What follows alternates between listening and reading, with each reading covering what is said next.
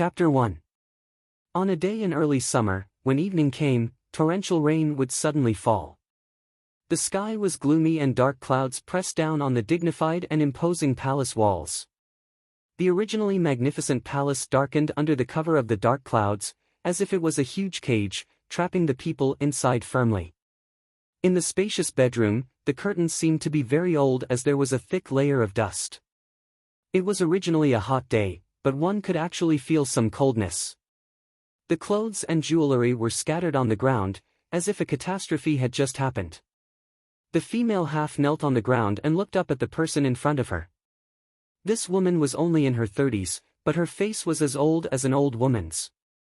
Between her brows was heavy and vicious, and her eyes were like stagnant water with ripples, like a dried-up well that had been left behind for a long time, unable to shed any tears, yet carrying a bottomless hatred. "Your ladyship, please."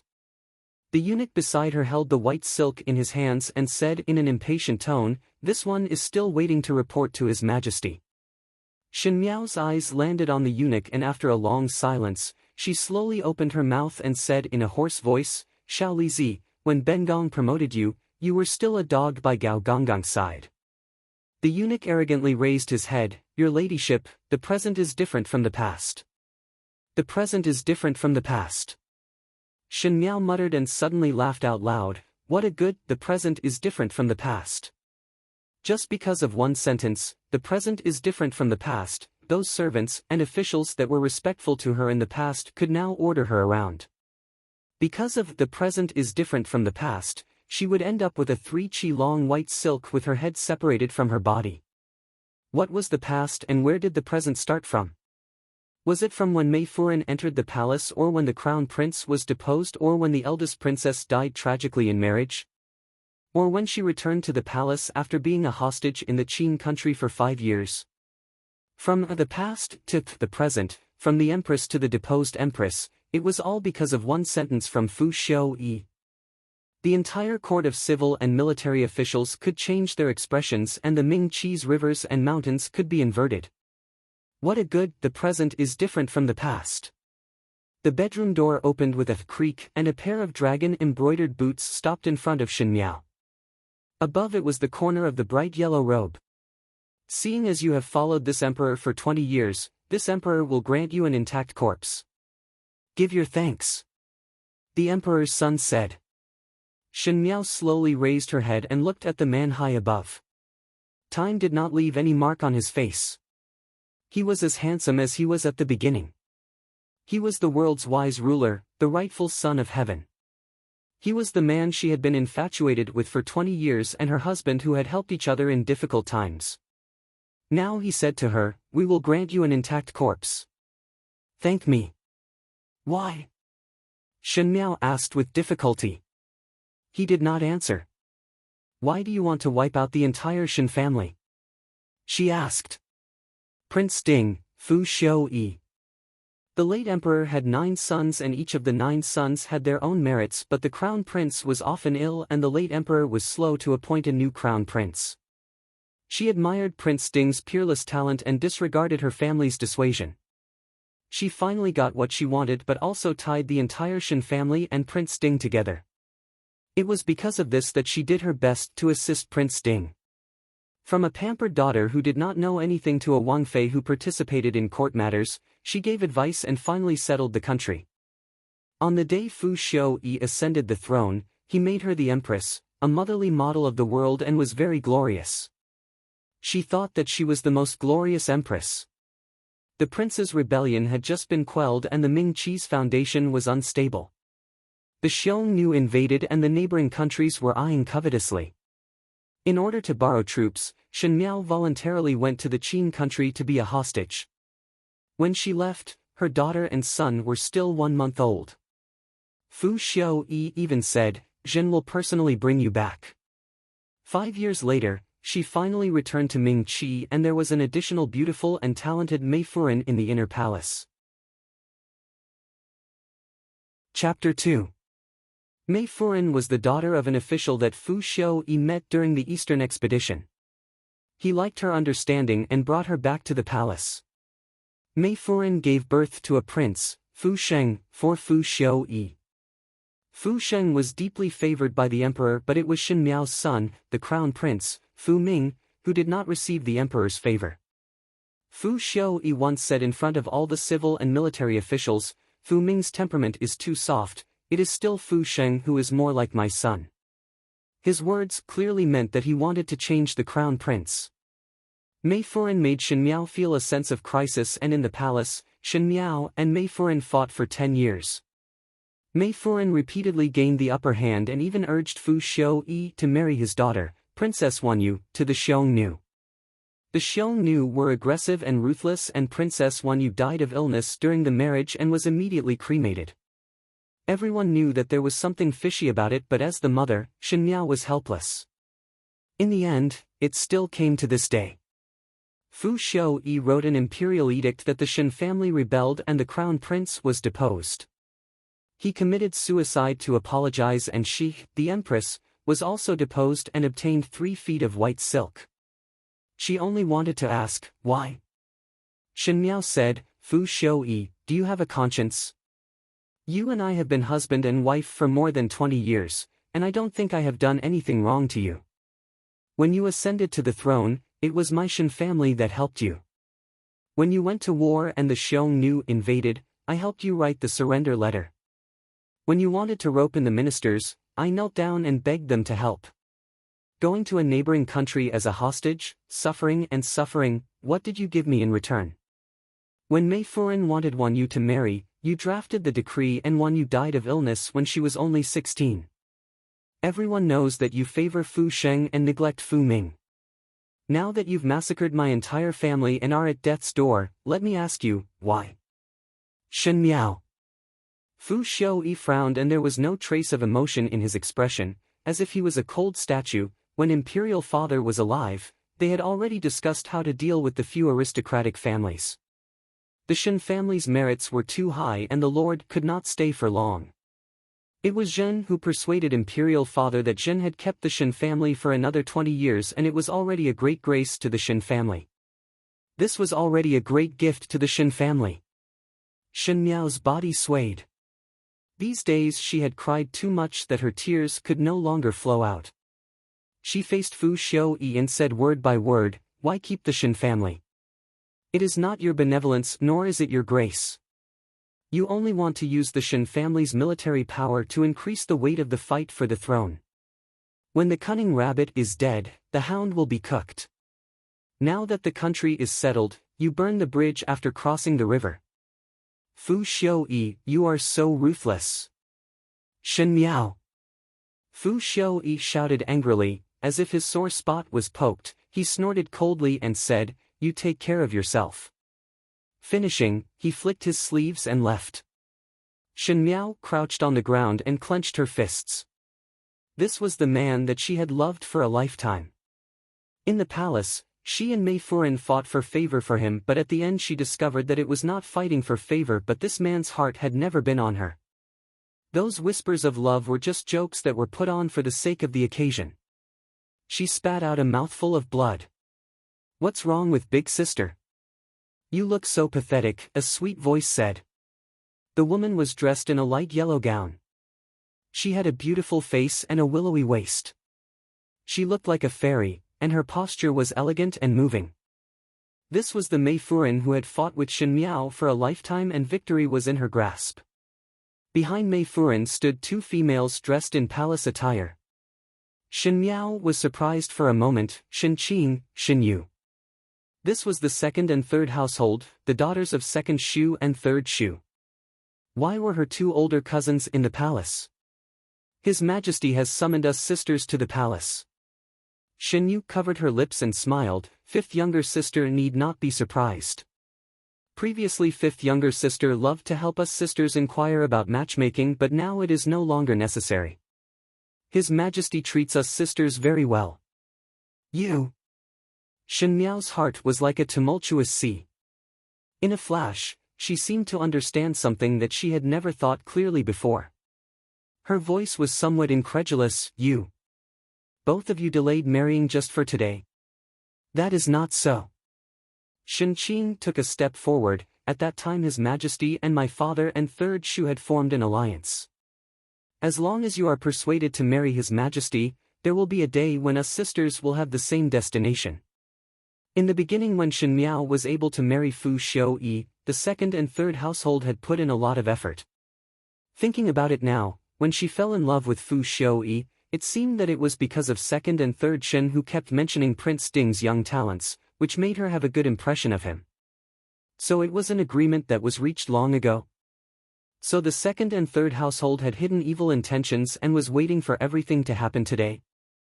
Shen Qing was afraid that Shen Miao did not understand and continued, His Majesty is full of spirit and us sisters have admired him for a long time. Unfortunately, only eldest Bo holds great power and had no choice but to let fifth younger sister get ahead of him. Fifth younger sister had enjoyed a lot of good fortune in the past few years and now the time should come. Shen Qing. Shen Miao suddenly straightened up and said loudly, His Majesty confiscated the Shen family but let the two of you enter the palace. How can the second and third household be safe and sound? Of course the second and third household will be safe and sound. Shen Yu covered her mouth and laughed, because we are great meritorious officials. The evidence of eldest Bo's rebellion was pointed out by our two households in the name of righteousness. Fifth younger sister, His Majesty still want to bestow our two households high officials. Shen Miao looked at her two older cousins in shock and said, Are you all crazy? How can there be intact eggs when the nest is overturned? The Shen family is one family. Fu Xiuyi wanted to deal with the Shen family but you all actually framed your own family. Our own family. Fifth younger sister, we have never acknowledged the first household as our own family. Shen Qing sneered, moreover you have enjoyed too much. Now that the crown prince is dead, the princess is no longer around and the Shen family has perished, it is better for you to go to the Yellow Springs and reunite with them. Mei Furen leisurely stepped forward and said with a smile, Older sister, the country is settled and you should retire. After fighting for 10 years, Shen Miao at the end lost in a mess and lost too miserably. She lost to the point that her son and clan perished and became a big joke. She said hatefully, If Bengong does not die, you all will be concubines. Chen Gonggong, do it. Mei Furen gave a look to the eunuch. The stout eunuch immediately took a few steps forward and grabbed Shen Miao's neck with one hand and wrapped the white silk on the plate around Shen Miao's neck with the other. With a strong pull, the white silk tore the flesh and the bones made a crisp sound. The female who was struggling on the ground widened her eyes and silently swore in her heart. Her son, her daughter, her parents, brothers, sisters, servants, the entire Shen family, were all harmed. Fu Xiuyi, Mei Furen, Shen Qing, Shen Yu, all the people who harmed her, those who harmed her loved ones, if there was an afterlife, a debt of blood must be paid with blood. When will I die? I will die with you. Chapter 3. The big black and white courtyard, blue stone slabs, vermilion pillars and carved railings were engraved with complex crabapple patterns. It had just rained for an entire night and the raindrops rolled down from the banana leaves into the ground. The purple gold incense burner on the table was made into a delicate little beast shape and the fragrance it exhaled was the waterwood fragrance, which smelled exceptionally refreshing in the early autumn. The four corners of the bed were hung with tassels and the color was bright. On the soft couch, two tall maids were carefully fanning the person on the bed. The weather is cold and one would fall into the water and the fever would be terrible. Young lady had slept for an entire day and night and the physician said that one should be awake by now. Why is there no movement? The green-clad maid could not hide her anxiety. Gu Yu, it has already been more than an hour. Why is the physician not here yet? The other purple-clad maid said. Second Furen side is watching closely. This is considered a scandal and the residence is trying to hide it. Gu Yu looked at the person on the bed. Furen and master are not in the capital and eldest young master is also not around. Old Furen is also biased towards the eastern courtyard. Bai Lu and Shuang Jiang went to look for the physician and have yet to return. Could it be that they were stopped? This is forcing young lady to a dead end. No, I have to go out and take a look. Just as the words were spoken, one heard a weak sound coming from the person on the bed. "Young lady is awake." The purple-clad maid cried out in surprise and quickly ran to the bedside. One saw the young lady on the bed rubbing her forehead and slowly sitting up. "Jingzhe," Shen Miao murmured. "This servant is here." The purple-clad maid smiled as she held Shen Miao's hands. "Does young lady feel better?" After sleeping for an entire day and night, seeing that the fever had subsided but one did not wake up. This servant was thinking of going to look for the physician again. "Young lady, do you want to drink some water? Do you hand it over a cup of tea?" Shen Miao looked at the two people in front of her with some confusion. She had 4 first-ranked maids, Jingzhe, Gu Yu, Bai Lu and Shuang Jiang. They were all intelligent and sensitive maids. Unfortunately in the end, none of them managed to stay. When she was a hostage in the Qin country, in order to protect her from being humiliated by the crown prince of the Qin country, Gu Yu died in the hands of the crown prince. Bai Lu and Shuang Jiang, one died on the way to Wan Yu's marriage and the other died fighting for favor with Mei Furan in the inner palace. As for Jingzhe, she was born to be the most beautiful. In the beginning, in order to help Fu Xiuyi ascend the throne and rope in the powerful ministers, Jingzhe willingly became a concubine and used her beauty as a reason for the powerful ministers to bow down to her. Finally the wife of the powerful minister found a reason to scold her to death. After knowing that Jingzhe was dead, Shen Miao cried loudly and almost had a miscarriage. Now Jingzhe was standing in front of her perfectly fine and her brows were still as beautiful as a painting. Gu Yu looked at her with a smile and the two maids were 14 to 15 years of age, which made Shen Miao dazed for a moment. After a while, she smiled bitterly and closed her eyes. This illusion before death is too real. What is young lady talking about? Gu Yu placed the teacup at the side and reached out to touch Shen Miao's forehead. Could it be that the fever is muddled? The hand that touched her forehead was cold, comfortable and real. Shen Miao suddenly opened her eyes and her gaze suddenly became sharp. She slowly lowered her head and looked at her own hands. That was a pair of white and slender hands with neatly trimmed nails. It was round and cute, and one look and one could tell that it was a pair of hands that were pampered. That was not her hands. Her hands were already rough from accompanying Fu Xiuyi to deal with the court affairs and assessing the situation. She held a pen and looked at the account books one by one. In Qin country, she was ordered around like a servant. In the inner palace, she fought with Fu Ming and Wan Yu. In the cold palace, she washed clothes. Her hands were full of calluses and her joints were swollen and thin. How could she have such a delicate appearance? "Bring me a mirror," Shen Miao said. Her voice was still very weak but her tone was firm. Chapter 4. Gu Yu and Jingzhe looked at each other in dismay. Finally Jingzhe went to take a mirror and handed it to Shen Miao.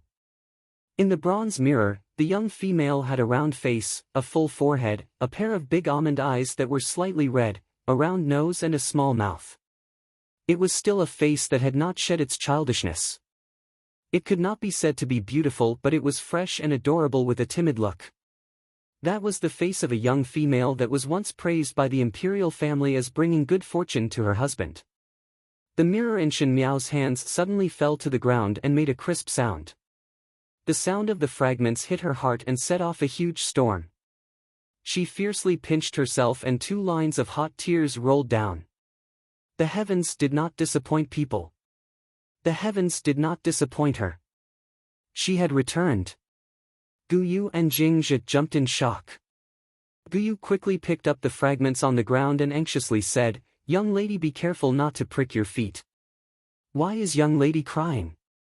Jingzhe took a handkerchief to wipe Shen Miao's face but saw Shen Miao's strange expression, as if she was crying and laughing at the same time as she muttered, "I have returned." She grabbed Jingzhe. "What year is it now?"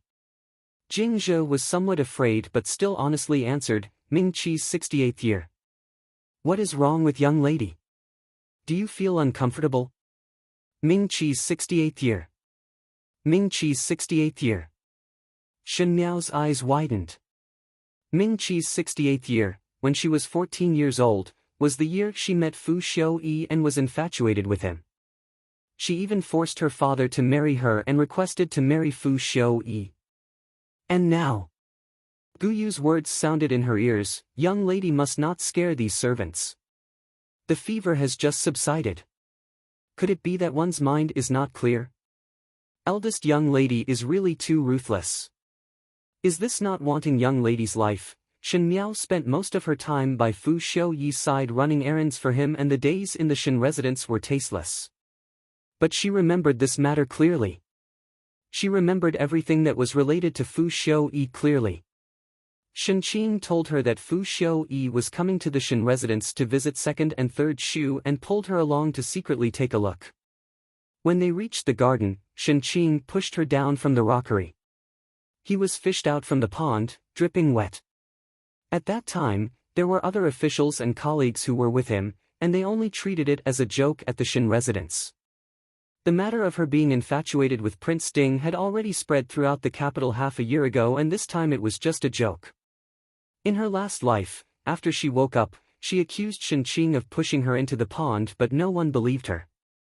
Shen Miao was extremely wronged and was punished by old Furin to be grounded in the temple, causing her to be unable to go out during the Mid-Autumn Festival. Shen Yu secretly released her and brought her to the Chrysanthemum Appreciation Banquet at Yen Bei Tang and made a complete fool of herself. Shen Miao closed her eyes. There were 3 households in the Shen family.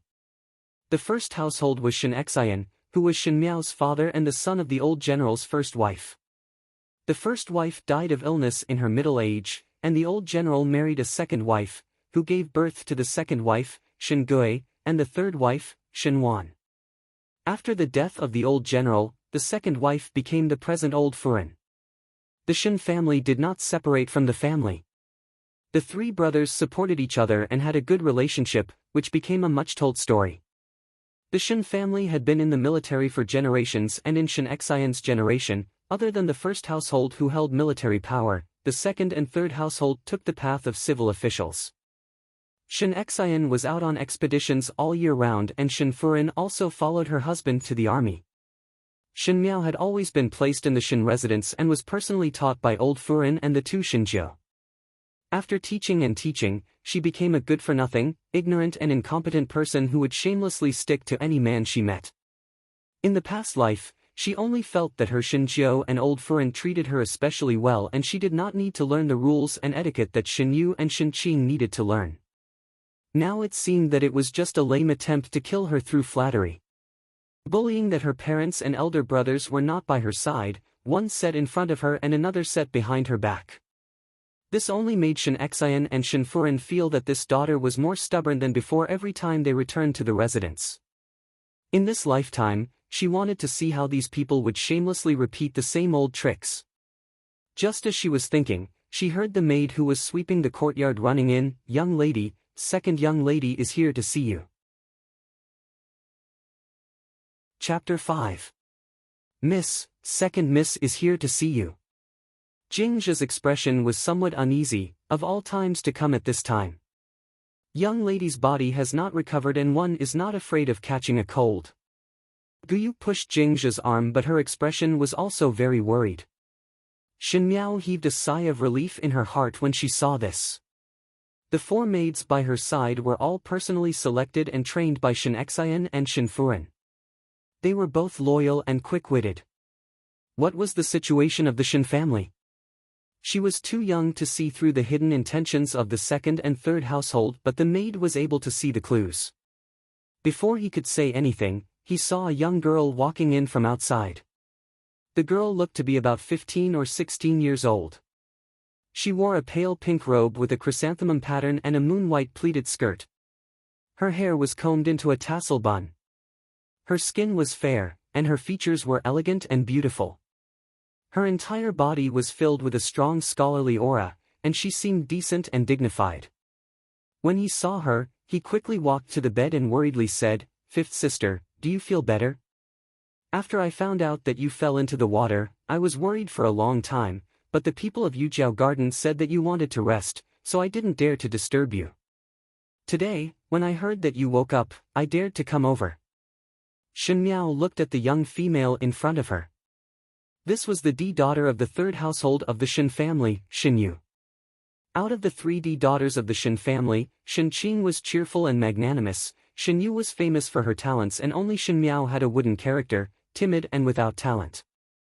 Outsiders praised her for being chaste and virtuous, but in fact everyone knew that she did not have any good points and was the most unpresentable daughter of the Shen family. In the last lifetime, before Shen Miao married, she had the best relationship with Shenyu. Shenyu's temperament was gentle and considerate, and many times she would help Shen Miao come up with ideas. It was just that at that time Shen Miao could not see whether the idea was good or bad and was only grateful to this older cousin sister who did her best to help. This time Shenyu's visit was most likely to plead for leniency for Shen Qing. Sure enough, Shenyu opened her mouth and said, "Fifth younger sister, eldest sister also made a mistake that day, and since things have come to this, one hope that fifth younger sister can forgive her once." Hearing that fifth sister had a fever, the eldest sister also blamed herself. "After fifth younger sister recovers, can you spare eldest sister this time? She did not deliberately let you make a fool of yourself in front of His Highness Prince Ding." It would have been fine if he did not say those words, but he had to mention the words Prince Ding in front of Shen Miao. Everyone knew that Prince Ding was the apple of Shen Miao's eye. Shen Miao had the temperament of being able to take grievances, but when it was related to Prince Ding, she would definitely not give in. If she did not mention Prince Ding, perhaps Shen Miao would just let it be. This time Shenyu deliberately mentioned Prince Ding. If it was not to provoke a dispute between her and Shen Qing, then what was it? It was the same in her previous life. She had just woken up when Shenyu rushed over to plead for leniency for Shen Qing. This plea made Shen Miao furious. For the sake of his sweetheart, he accused Shen Qing of pushing her into the water in front of old Madame Dowager. But Shen Qing did not admit it, and the surrounding people also said that they did not see Shen Qing push Shenyu. Old Furen was biased towards the second and third household and naturally took the opportunity to lecture her for not knowing self-respect at such a young age, and even tried to slander her older sister and grounded her. Afterwards this matter was spread to the Imperial Academy, and Shen Miao became the laughing stock of her classmates. Under the shame and indignation, she did not go to the Imperial Academy anymore. Later on, she gradually faded out from the circle of noble females in the capital. Now thinking about it, her vision had always been limited to the world that these people in the general residence created for her. She thought that she was virtuous but did not know that in the eyes of outsiders, she was weak and ignorant. She thought that loving Prince Ding was courageous and straightforward, but did not know that outsiders said that she had no sense of shame. The result of these deliberate teachings led to a messy impression of her in the early stages. Even though she successfully married Fu Xiuyi, she was still said to not be able to be seen in public. Even when the world compared her with Mei Furen, they would only say that she was stupid and ignorant. What a stupid past! Shenyu worriedly caressed Shen Miao's shoulders, and her lips quietly revealed a trace of smile. She knew that with Shen Miao's temperament, as long as Fu Xiuyi was mentioned, she would definitely fly into a rage. But after waiting for a long time, there was no reaction. Shenyu suspiciously looked over and saw the young female in front of her looking at her with a smile. The young female's face was still very pale and her lips were dry. Only her pair of dark eyes were as bright as grapes. Shen Miao's eyes were the best looking. She had big almond-shaped eyes that were ignorant and as timid as a newborn puppy. It was just that she usually had a wooden expression and had wasted the spiritual energy of her eyes. Now that pair of almond-shaped eyes were still round, but the expression was very different. There was some coldness and no emotions. It was not like a wooden expression but more like a condescending look. Shenyu quivered. She did not know why, but there was an indescribable trembling in her heart. It was as if she was not facing a stupid dumb goose but a person of high status. How could there be such a feeling? Naturally she did not know that the Shen Miao in front of her was no longer that Shen Miao. The Shen Miao in front of her was the Shen Miao who had experienced the fight for the throne, the chaos of war, the fight for favor, the loss of her son and the extinction of her clan. It was the Empress of Ming-Chi and Empress Shen who was in charge of the inner palace and had supreme power over the 6 palaces. She was stunned for a long time until the young female in front of her rubbed her forehead and softly said, "Second older sister's words are too serious. This matter has nothing to do with eldest older sister. It was me who fell down. Fifth younger sister." Shen Yu did not expect Shen Miao to say that and was stunned for a moment before she reacted. She shook her head. "Fifth younger sister must not wrong yourself." "How would I wrong myself?" Shen Miao smiled and interrupted her words. "It is only a small matter. My head is still a little dizzy and want to rest for a while. If there is anything, one can talk about it at Zuma's place tomorrow." Since the words were said to this point, Shen Yu could not say anything more. Even though she found it strange that Shen Miao did not treat her warmly today, she attributed it to Shen Miao making a fool of herself in front of Fu Xiuyi, so her mood was unhappy. After speaking a few more words, Shen Yu then left. After Shen Yu left, Gu Yu then said, "Our young lady was pushed into the water and almost lost her life but came to plead for eldest young lady." "Plead then plead. Why does it sound like that is not the case?" Gu Yu was vaguely reminding Shen Miao that Shen Yu did not have good intentions. When the sandpiper and clam fight, the fisherman benefits. She most likely wanted to be the fisherman. Shen Miao said lightly. Gu Yu was pleasantly surprised that Shen Miao could finally see Shen Yu's true face, but she did not understand the meaning of Shen Miao's words. When she raised her head to see her young lady's likable face, there was an inexplicable sense of awe that made one involuntarily look up. Shen Miao looked at her fingertips. Why did Shen Qing push her into the water? It was because she said one sentence at that time, "Wait for father's triumphant return at the end of the year. I will let father make the decision and beg father to marry me to His Highness Prince Ding." She said it naively and felt that they were family, so she had no scruples. Shen Xian was a general in court and it was not impossible for him to have the heart to marry off his daughter. Why did Shen Yu want to sow discord between her and Shen Qing? Naturally it was because Shen Yu also admired Prince Ding. In the last lifetime when she was at death's door, Shen Yu and Shen Qing then told her that both of them admired Fu Xiuyi for a long time. Now thinking about it, there were already some clues at this time. Since both of them sisters were infatuated with Fu Xiuyi, would it not be a pity to not let them fulfill their wishes in this lifetime? She would definitely let their wishes come true. The blood debt that the second and third household owed the Shen family in the previous lifetime would be repaid from now on. Chapter 6. In the early autumn, the northern wild geese lined up in a row and flew across the vast sky towards the warm southern country. The lush summer foliage in the courtyard began to wither and the colorful fishes in the pond looked colder than usual. The young female's black hair was combed into a deer bun with an exquisite coral hairpin. She was wearing a crimson silk double-nest cloud goose attire, outlining her slim and exquisite figure. Bai Lu gently draped the embroidered cloak over Shen Miao and said, "Young lady's illness has not recovered. Be careful not to catch a cold." Shen Miao shook her head. Her stature was still small and was not as tall as Shen Yu and Shen Qing. Her face was round and in addition to her usual timid character, she looked like she was younger than her actual age, just 11 or 12 years old. But today it was somewhat different. Shuang Jiang was watching from the side and there was something strange in her heart. The young female's complexion was pale and she looked at a small and delicate person. Now there was not a trace of a smile on her face and she was not cold nor silly. She was somewhat cold and seemed to be looking at the sky with some nostalgia. She was still standing like before but there was some dignity, as if one did not know where she got her unique temperament overnight, and there was a sense of grace and grandeur. Shuang Jiang shook her head as if this would be able to get rid of the absurd thoughts in her heart. She smiled as she looked at Shen Miao. "What is young lady looking at?" After having breakfast, Shen Miao kept standing in the courtyard looking at the sky in a daze.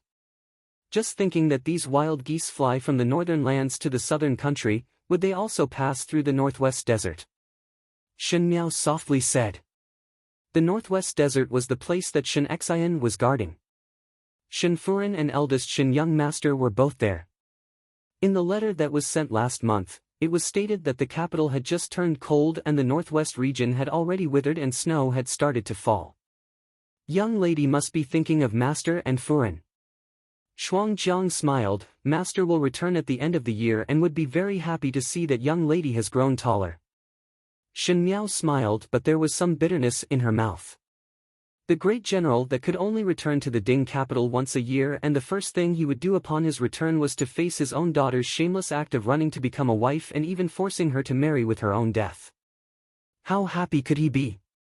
Not to mention that the person she was thinking of marrying was a villain who only wanted to use the Shen family's military power to fight for the throne. The fight for the heir apparent was a mess of crooks and dragons. The Shen family was not willing to get involved, but they were dragged into the water by her blind love and finally ended up with a miserable ending where the whole family was destroyed. Shen Miao closed her eyes. However, too many things had happened in the short span of half a year. Ever since she turned 15, her marriage had become a weapon that the East Courtyard could use against her at any time. It seemed that starting from this year, the East Courtyard was like an evil beast that had taken off its disguise. Step by step, it forced her into a dead end. She could not turn back. Girl. Bai Lu saw that little master's expression was strange and her fingers that were gripping the cloak turned white. She could not help but softly call out. Shen Miao recovered to her senses and saw Guyu jogging over. Young lady, Rong Jingtang's side came over to rush. Rong Jingtang was the place where old Shen Furin stayed. Early in the morning, old Furin sent the maid by her side to see Shen Miao. Seeing that Shen Miao was fine, she said that once her body recovered, she would be able to pay her respects to old Furin. In fact, whether it was to pay respects or to denounce, which one was not well aware. Shen Miao gently smiled and tightened her cloak. Let's go. In the Shen residence, the east and west courtyard were clearly separated. In the beginning, when old General Shen was still alive, he would often practice swordplay and boxing in an empty courtyard in the west courtyard. Afterwards, when old General Shen passed away, Shen Gui and Shen Wan took the path of civil officials and only Shen Xian alone took over the old general's mantle. That empty courtyard along with the west courtyard was given to Shen Xian. The east courtyard was spacious and housed the first, second and old Shen Furin's 3 families. Chapter 7. In fact, compared to the east courtyard, the west courtyard's location was more remote. Even the amount of sunlight was less than half that of the east courtyard. There was really nothing worth praising about it. Only Shen Xian was cheerful all day, feeling that he had picked up a great bargain after obtaining that piece of empty land. Shen Xian and Shen Furin were from a military family and their vision was also simple. The white walls and black tiles were extremely simple. It could not compare to the exquisite and graceful renovation of the east courtyard. Shen Miao was very dissatisfied with the western courtyard that her family occupied and envied the elegance and cuteness of the eastern courtyard. Because of this, she blamed Shen Xian in her heart. But now, it seemed that he was laughing at his own ignorance. Although his own courtyard was simple, it was not shabby. Every part of it displayed an open-minded state of mind. How could it be compared to the evil spirits of the east courtyard, which only had a golden exterior but a shabby interior? After walking through a long corridor and passing through an exquisitely manicured garden, he finally reached the entrance of Rong Jingtang. Rong Jingtang's decorations were extremely elegant, most likely in order to show the scholarly atmosphere. There was a plaque with Zhu Xian Yi's name hanging on the door, and the copper handle made of crane and pine trees was exquisite and nimble. 5th young lady is here. Shi who was by old Shen Furin's side, said. Shen Miao stepped into Rong Jingtang. Rong Jingtang was a joyous and harmonious scene. Almost everyone was present. The Shen family's 2nd Furin Ren Wanyun and the Shen family's 3rd Furin Chen Roqiu stood below old Furin. Shen Qing took a plate of snacks and sat beside old Furin, and on the other side sat the younger brother of the Shen family's 2nd household, Shen Yuanbo. Shen Yuanbo was only 5 years old and randomly grabbed some snacks to stuff into old Furin's mouth, making old Shen Furin convulse with laughter. It seemed that no one noticed Shen Miao's appearance until Shen Yu smiled and said, "Why is 5th younger sister only here now?" 7th younger brother had almost finished eating the sugar steamed cheese. Shen Miao nodded her head. Most likely my body is not fully recovered and felt dizzy after 2 steps. I rested for a while on the way so I came late. The people in Rongjing Tang were all silent. If Xinyu wanted to say that she came late, she would not be afraid to point out that old Shenfuren took advantage of her seniority and did not care about her granddaughter's health to send someone over to pay respects. After a moment, Ren Wanyan said with a smile, I see that little Five's body is really weak. These few days the physician had been invited twice, but it is fortunate that he is fine now. Are you feeling better? A hoarse and stern voice rang out, carrying with it a trace of impatience. Shen Miao raised her head to look at old Shenfuren. The smile on old Shenfuren's face had disappeared and she slightly raised her head with some arrogance. She was clearly 70 years of age, yet she was wearing a pink, thin, and tightly buttoned dress. Her collar was inlaid with green jade buttons, and she was wearing a forehead cloth embroidered with white orchids. Her silver hair was coiled into a bun decorated with some jade beads. She was a female who was extremely particular about appearance. In the last lifetime, when Shen Miao was still in the boudoir, she had always felt that old Shenfuren was the noblest female, and that kind of elegant and beautiful temperament in her later years made her unable to help but be fascinated, but now she felt that it was somewhat ridiculous. Old General Shen's first wife, Shen Xian's mother, was born in a prestigious family and was a true lady from a respectable family. It was a pity that she died of illness in her middle age. Later on, when old General Shen's army passed by a place, he saved a songstress from the hands of a local ruffian. The songstress had nowhere to go and begged to be his concubine. She gave birth to Shen Gui and Shen Wan for old General Shen and was later promoted to the official position.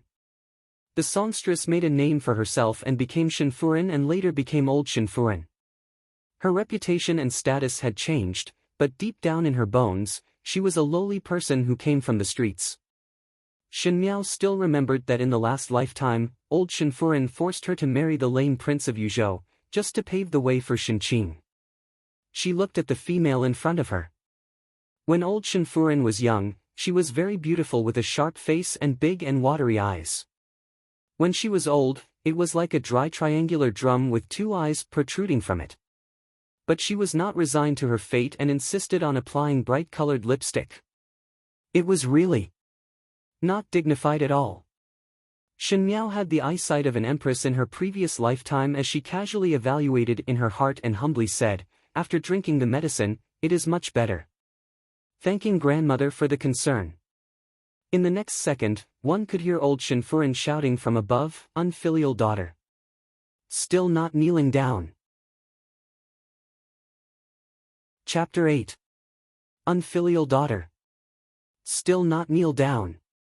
Following old Shenfuren's words, Shen Miao did not move. Everyone looked at her with some surprise. Shen Xian was not in the residence all year round and Shen Miao was raised in front of old Shenfuren. Old Shenfuren treated her strictly and Shen Miao's character was raised to be weak and wooden, and had never refuted old Furen's orders. Today she actually did not kneel. Was it really that as long as it was related to Prince Ding, she would give birth to great courage? Zhu Mu, 5th mother, does not know what wrong she has done. Shen Miao said calmly. Could it be that 5th younger sister is confused from the fever? Shen Yu was the first to speak and there was some anxiety on her face. Zhu Mu was only in a moment of anger and did not really want to punish you. Now that it is a proper matter to admit one's mistake, why are you still so stubborn? With one sentence, the crime of not changing one's mistakes and contradicting one's elders was pushed onto Shen Miao's head. Presumptuous. This is simply going against the heavens. Old Shenfuren was so angry that she sat up straight and her voice was somewhat sharp. Shen Yuanbo was eating the sugar-steamed cheese in his mouth and was frightened by old Shenfuren, causing the snacks in his hands to drop to the ground, and he immediately started crying. 7th son, do not cry. When Ren Wanyun saw her youngest son crying, she immediately took a few steps forward and held him in her arms. She looked at Shen Miao with eyes full of disapproval. 5th mother, are you crazy? Who taught you to contradict one's elders? Shen Miao looked at Ren Wanyun. 2nd Furen Ren Wanyun had a well-rounded figure and was wearing a dark blue silk brocade robe. Her face was rosy and she was fair and plump. She looked kind and would usually have a smile on her face. With the power to manage the household in her hands, everyone in the Shen residence respected her for handling matters fairly and was a well-deserved daughter-in-law. Shen Miao also thought so until later on when she was married. Shen Xian almost added more than half of his family's assets as dowry, but at the end when she arrived at the residence of Prince Ding, the dowry was very little. Why? Naturally it was because it was detained by Ren Wanyun. Ren Wanyun kept all the valuable things in the dowry and the shop owner changed. Shen Xian was also not in the capital and she foolishly married into the residence of Prince Ding, but because of the dowry problem, she suffered the disdain of everyone in the residence. It was all thanks to this good aunt's fairness. Second aunt, do you also think that I did something wrong? Shen Miao said softly, but I don't know where I did wrong. Idiot! Old Shen Furen could not hold it in and immediately started scolding, you are so young and do not know shame. To peek at His Highness Prince Ding, you have thrown away our Shen residence's face. How dare you talk back to me? Who taught you the rules? You're so shameful. Shen Miao sighed in her heart. Old Shen Furen usually put on airs, but once she opened her mouth, it was no doubt the style of a singing female. Which old Furen of a noble family would curse like that? She was simply like a prostitute of all trades. In the past lifetime, Shen Miao did not feel it, but after becoming the Empress, she felt that speaking to old Shen Furen was lowering her status. Peeping at His Highness Prince Ding, she tilted her head and asked in confusion. Shen Yu could not help but say, fifth younger sister, even though one knows that you love Prince Ding, but to fall into the water because of peeking at Prince Ding, it is really damaging to the residence's face. Moreover, His Highness Prince Ding is definitely unhappy in his heart. Fifth younger sister, you better find a chance to apologize to His Highness Prince Ding. Love Prince Ding, apologize to Prince Ding. Which female was willing to lose face in front of the man she loved? In the past lifetime, Shen Yu also said so and old Shen Furen deeply agreed. Shen Miao felt embarrassed and refused to comply and was grounded by old Shen Furen in a fit of anger. One sentence was because she loved Prince Ding and did not know shame, ruined her own reputation and even implicated the residents. Shen Yu looked gentle and elegant, but her mind was so unfathomable that Shen Miao could not help but look at her. Chapter 9. Just as Shen Yu's voice landed, she saw Shen Miao looking at her. That pair of grape-like dark eyes were exceptionally clear and seemed to contain a special meaning, which made her surprised for a moment. In the next second, she heard Shen Miao's faint voice, second older sister, what admiring His Highness Prince Ding. These words cannot be spoken nonsense. Now fifth lady is a young lady of marriageable age, and to speak like this, one fear that it will ruin fifth lady's reputation. Shen Yu was stunned. Shen Miao's love for Prince Ding was known by the entire noble circle in the capital. Even though Shen Miao did not say it explicitly, her words and actions were not concealed, so why was she denying it now? She smiled, fifth younger sister, everyone here is one's own family. There is nothing wrong with these matters, second older sister. Just as she was speaking, Shen Miao suddenly interrupted her words loudly and sternly said, second older sister, speak cautiously. As the saying goes, disaster comes from the mouth. His Highness Prince Ding is a descendant of nobility, and as an aristocratic family, one must be cautious in words and actions. In the past it was fifth lady who was young and insensible, and one feared that she had done some things that would cause misunderstandings. But the matter yesterday was a lesson, and fifth lady will naturally restrain her words and actions. One hopes that second older sister will not say such things. With these words, not only Shen Yu but everyone in the room, including old Shen Furen, were all stunned. Shen Miao was usually gentle and timid and never spoke loudly before. She was obedient and easy to manipulate, so when had she ever spoken so harshly before? Chen Roqiu's eyes flashed. Shen Yu was still young and was not as astute as her. Chen Roqiu was born in a scholarly family, but she was not brainless. She was usually arrogant and was never willing to give in. Seeing that her daughter was at a disadvantage, she was unhappy and immediately said gently, Whether Wu Nyang is in love or not, it can be said in one sentence. After all, who can guess a girl's mind? But fifth lady still have to listen to third Shinshin's words.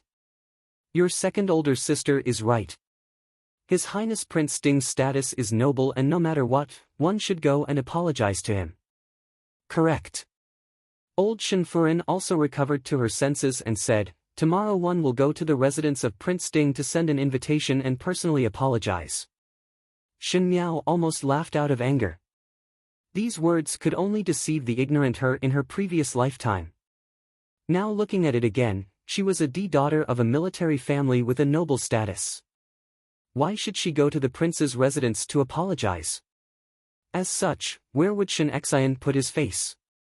One was afraid that from tomorrow onwards, there would be another joke in the Ding capital. She could be considered to have understood that old Furin did not like Shin Xian, the first household, and could not wait for the first household to make a fool of themselves all day long. It would be best if they collapse early, and Shin Xian, Shin Furin was not in the Ding capital, so she was used as a raft. But how could there be such a good thing in the world? Shin Miao smiled faintly and her gaze fell on Shin Qing, who had been silent since the beginning. She said, Big sister, when I fell into the water that day, only you were by my side. Shin Qing raised her head and nodded calmly. She had already thought that Shin Miao would definitely say that she pushed her into the water, but Shin Qing was not afraid at all. Now old Furin and Ren Wanyun were the ones making the decisions in the Shin family. Shin Miao only had the title of a young lady on the surface, but in reality she was just a daughter of the third household. As long as one insisted that there was no such thing, old Furin and Ren Wanyun would side with her. At that time when Shin Miao lied, old Furin would despise her and even punish her severely. Serves you right. Who asked a vulgar and ignorant daughter to want to snatch Prince Ding from her? Why did she not drown to death that day? Big sister, did you also see His Highness Prince Ding that day? But Shin Miao's question was not about this. Saw. Chen Qing answered. That is it. The day before yesterday, it was obviously me and big sister playing by the pond and accidentally fell into the water.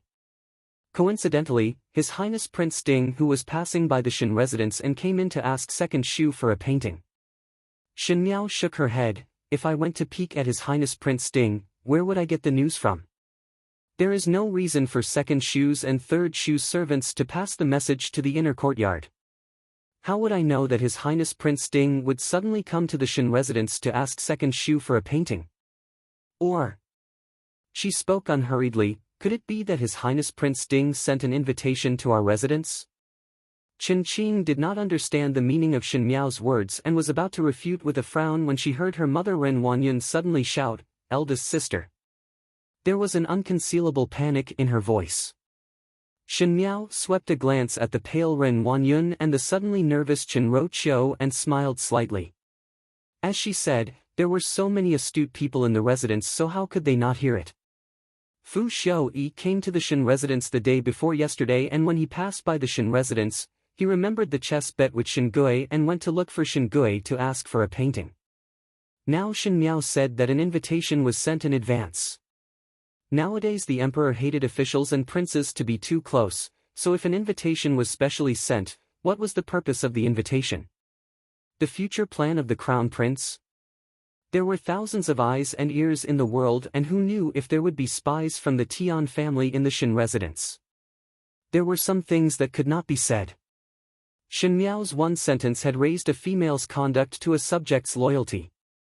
Shin Xian was in the northwest region, so naturally there was no problem, but Shin Gui and Shin Wan were still in the Shin residence, and these two people were still serving in the court. Shin Yu and Shin Qing did not understand this logic, but Ren Wanyun and Chen Roqiu definitely understood. Shin Miao sneered in her heart. They wanted to trample on her reputation, so she would use Shin Gui's and Shin Wan's heads to gamble. She did not know if her second and third Shin understood. Willing to. Dare to. Chapter 10. Shin Qing looked at her mother in confusion. Although she was unwilling, she still obediently kept her mouth shut. Even though Shin Yu did not understand what was wrong with Shin Miao's words, But when she saw Chenro Chio's nervous expression, she realized something and obediently stood at the same spot and no longer spoke. Old Shen Furen frowned. Even though she had followed old General Shen for so many years, she did not understand the twists and turns of the officialdom, and her eyes were limited to the four corners of the courtyard, so how would she be able to hear the meaning of Shen Miao's words? She only felt that Shen Miao had taken the wrong medicine today and had repeatedly contradicted her and had already offended her dignity as the head of the family. She was about to explode in anger. Little Five's words are not wrong. Ren Wanyan smiled and interrupted old Shen Furen's reprimand. It was originally a misunderstanding, so how could the matters of the front hall spread to the inner courtyard? It was just a coincidence that they ran into each other. His Highness Prince Ding was broad-minded and would not put a child's play in his eyes. Everything is a misunderstanding. Poor Xiaowu. She fell into the water and suffered a shock. She really feels wronged. Old Shen Furen opened her mouth and was somewhat dissatisfied with second daughter-in-law suddenly interrupting her. But Ren Wanyan's maiden family was a famous merchant family in Mingqi, and most of the expenses were subsidized by this second daughter-in-law. Even though she was dissatisfied, she was not willing to offend her. He snorted coldly and didn't continue. Chenro Chio also realized something and quickly followed Ren Wanyan's words. That's right. Yuer, Qing'er, in the future do not mention the words just now.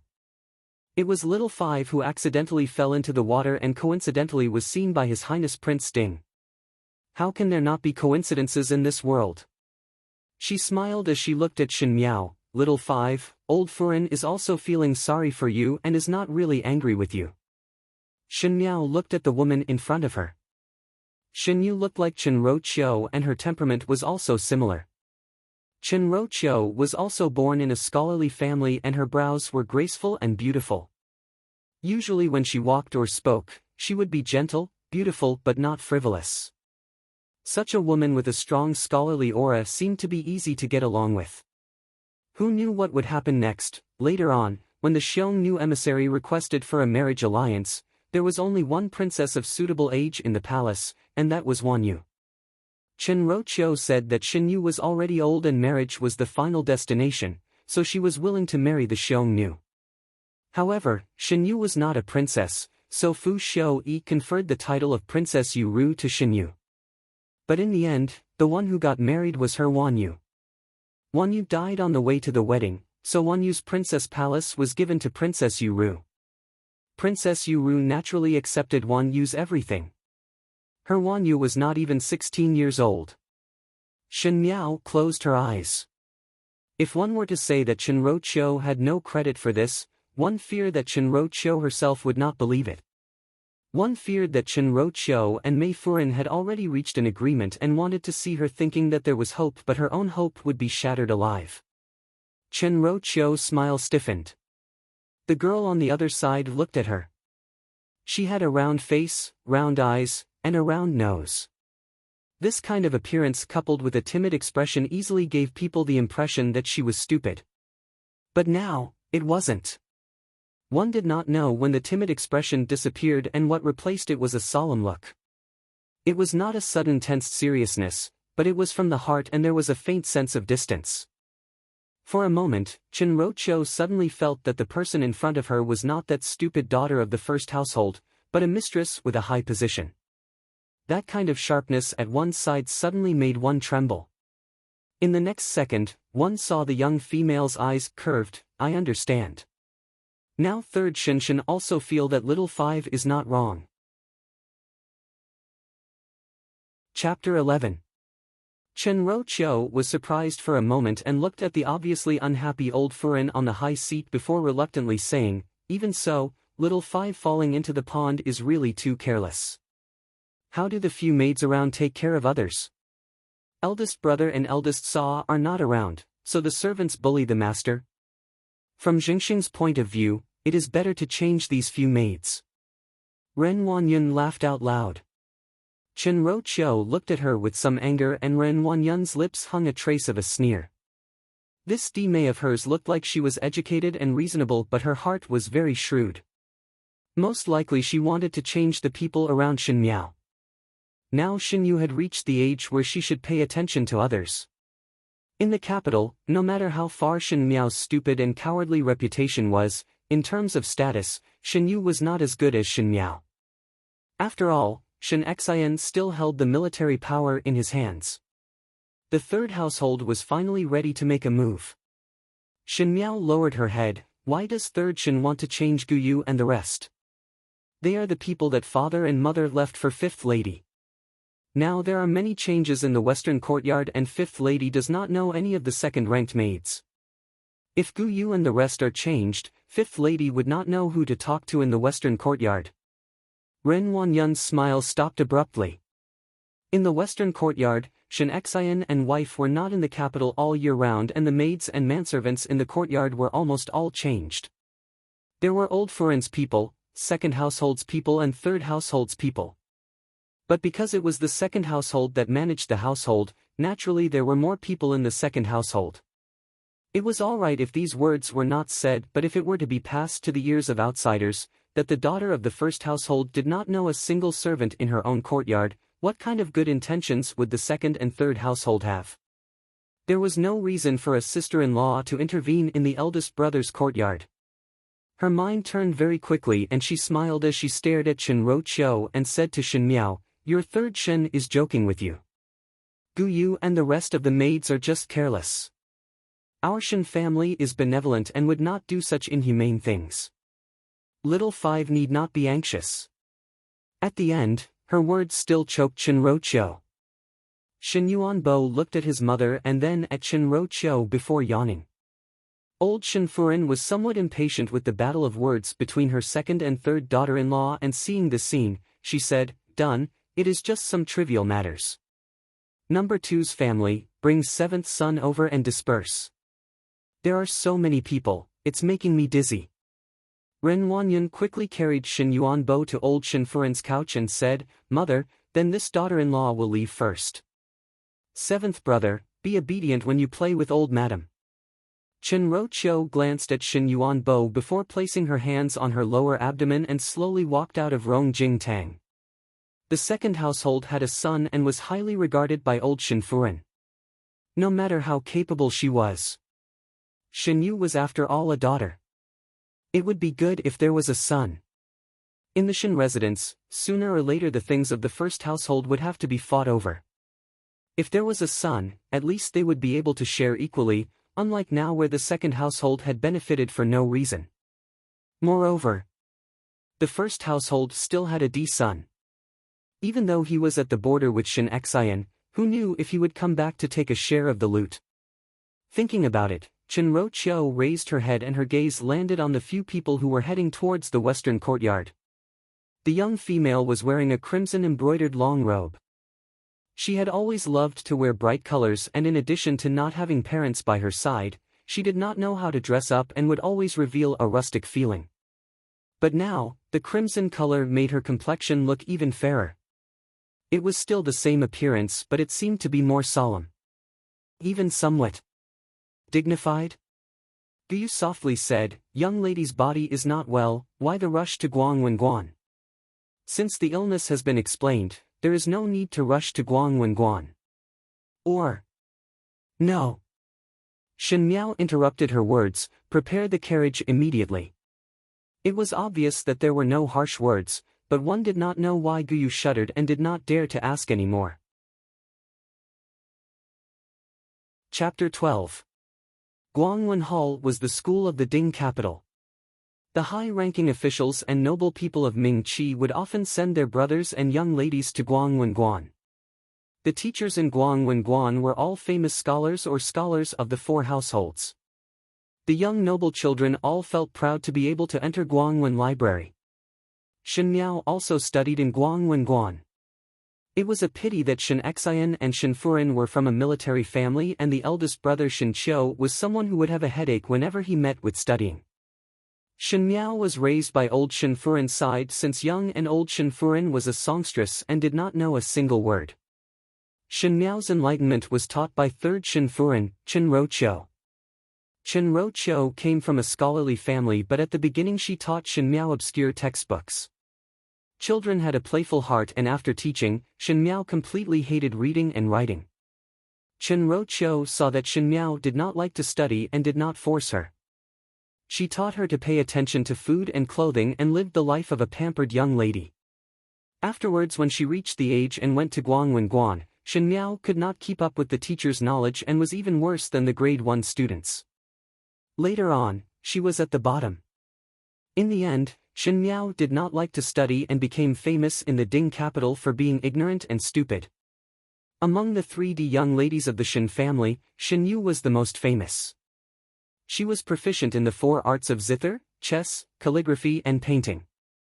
Even though Shen Qing was not as outstanding as Shen Yu, she still did a good job. Especially her embroidery skills were good, and she was also one of the best in mathematics. As a person who would marry into a family in the future and become the mistress of the family, the better her calculations were, the more she would be able to win the favor of her husband's family. Therefore, Shen Qing was able to obtain a reputation as a capable person. The more outstanding Shen Yu and Shen Qing were, the more Shen Miao appeared to be useless. She was even inferior to Shen Dongling, the daughter of the first branch. In the carriage, Jingzhe asked, "Young lady, why not travel with eldest young lady and second young lady?" On normal days, Shen Miao would always ride in the same carriage with Shen Qing and Shen Yu, as Shen Miao felt that it gave her courage to have her sisters accompanying her. As for Shen Yu and Shen Qing, it was most likely because they had a stupid younger sister to set them off, so they would naturally be more outstanding. But now, Shen Miao did not even want to feign civility. We don't live under the same roof to begin with, and the paths we take are completely different. How can we be in the same boat? Jingzhe stuck out her tongue and did not know why. She couldn't understand what her young lady was saying, but she felt that this was good. Shen Miao's temperament had always been too cowardly, and everything was controlled by the second and third household. Now that she had fallen into the water once, it seemed that she had her own ideas. This was how it should be. As the legitimate daughter of the first household, in terms of status, she would be lower than anyone else. How could she be like a maid? In another carriage, Shen Yu lifted the curtain and peeked behind before softly saying, "Eldest sister, fifth younger sister is following behind. She's deliberately throwing a tantrum." Shen Qing coldly snorted. In front of Shen Yu, she had never concealed her contempt for Shen Miao. "Let her be, anyway the one who will lose face in the end will not be me," Shen Yu said worriedly, but she had already caught a cold and moreover the matter with His Highness Prince Ding. "Shen Yu?" Shen Qing said, "How can I not know what you are thinking in your heart? Stop pretending to be a good person. If you really care about her, you can go sit in her carriage. There's no need to talk to me." Shen Yu bit her lips and lowered her head and did not speak anymore. After the carriage traveled for half an hour, they finally arrived at Guangwen. The time was still early and the teachers had not started their lessons. Most of the second-level students had arrived and were sitting in the study hall talking. Shen Yu and Shen Qing had just arrived when there were female students warmly greeting them. In Guangwen, Shen Yu was ranked first among the females. She was born beautiful and had a humble and gentle temperament, so naturally she was sought after by everyone. Even though Shen Qing was not as outstanding as Shen Yu, she was capable and smooth in handling matters, thus the circle of noble females liked her very much. A pink-clad young female said, "Yun Yang, why do I not see Shen Miao today?" Normally Shen Miao would follow beside Shen Yu and Shen Qing like a maid, so it was somewhat strange to not see her today. Afraid that she does not have the face to come. The young female who said this had a charming appearance, but her voice was a little loud and her face had a mocking expression, heard that she fell into the water after peeping at His Highness Prince Ding. Is it that she has not recovered from her cold or that she does not have the face to see others? Pei Lan, it is not like that. Shen Yu shook her head. You are just too protective of your younger sister.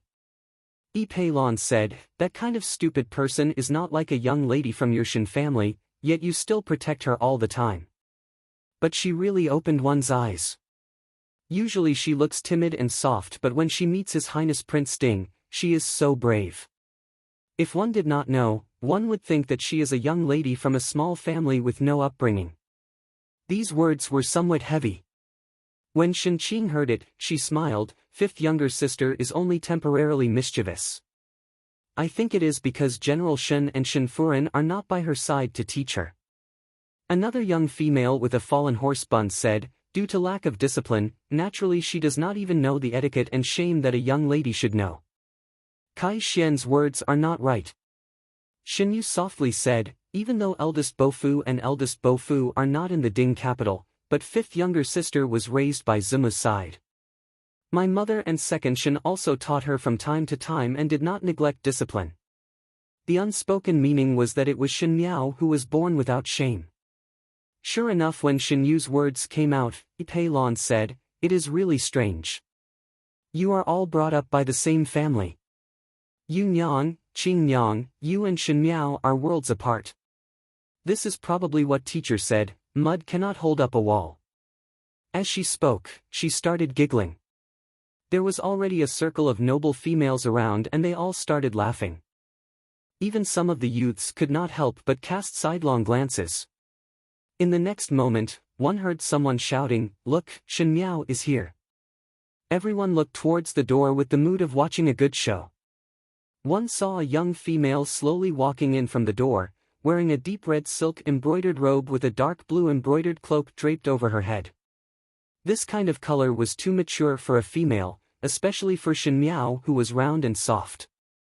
If one was not careful, one would look like a child who stole an elder's clothes. Her footsteps were very slow and the hem of her skirt did not move at all. Even though each step was light, it was very heavy. One did not know why, but one felt a sense of grace and grandeur. Her chin was slightly raised and there were no waves between her brows. That puppy-like eyes had become a bottomless pool and all the power was contained within, as if she was a ferocious beast that had kept its claws and fangs. Her facial features were still pleasing and because of her round and soft appearance, one could not find a trace of stupidity. Because she had not grown up yet, with a dignified bearing, it was unexpectedly not out of place.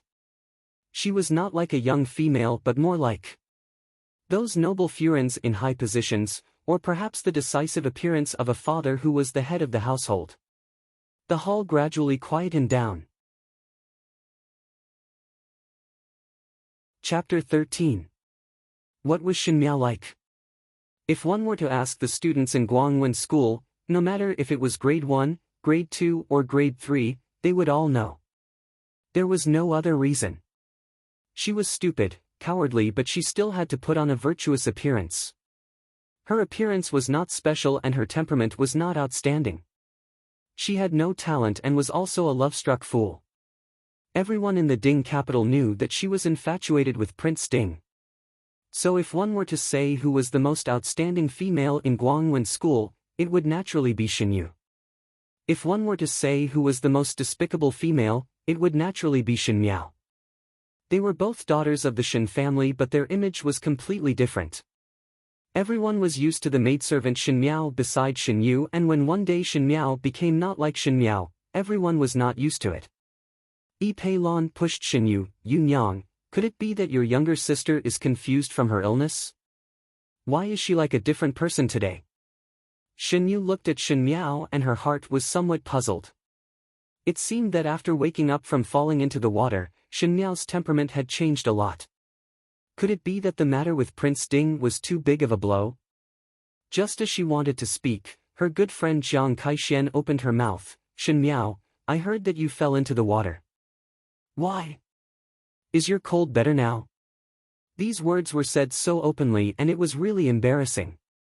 If it was the usual Shen Miao, she would not know what to do and look at Shen Yu and ask Shen Yu to speak up for her. But today she only glanced at Jiang Kaixuan and lightly said, all right? Many thanks for the concern. Jiang Kaixuan was surprised and everyone in the school was surprised. Perhaps it was because she did not expect that Shen Miao would be so lukewarm towards herself that Jiang Kaixuan felt that Shen Miao's attitude was extremely irksome and immediately said, since your cold is better, the first thing to do is not to apologize to His Highness Prince Ding but to come to the school. Don't you feel that the cart is being put before the horse? Shen Miao took a deep breath.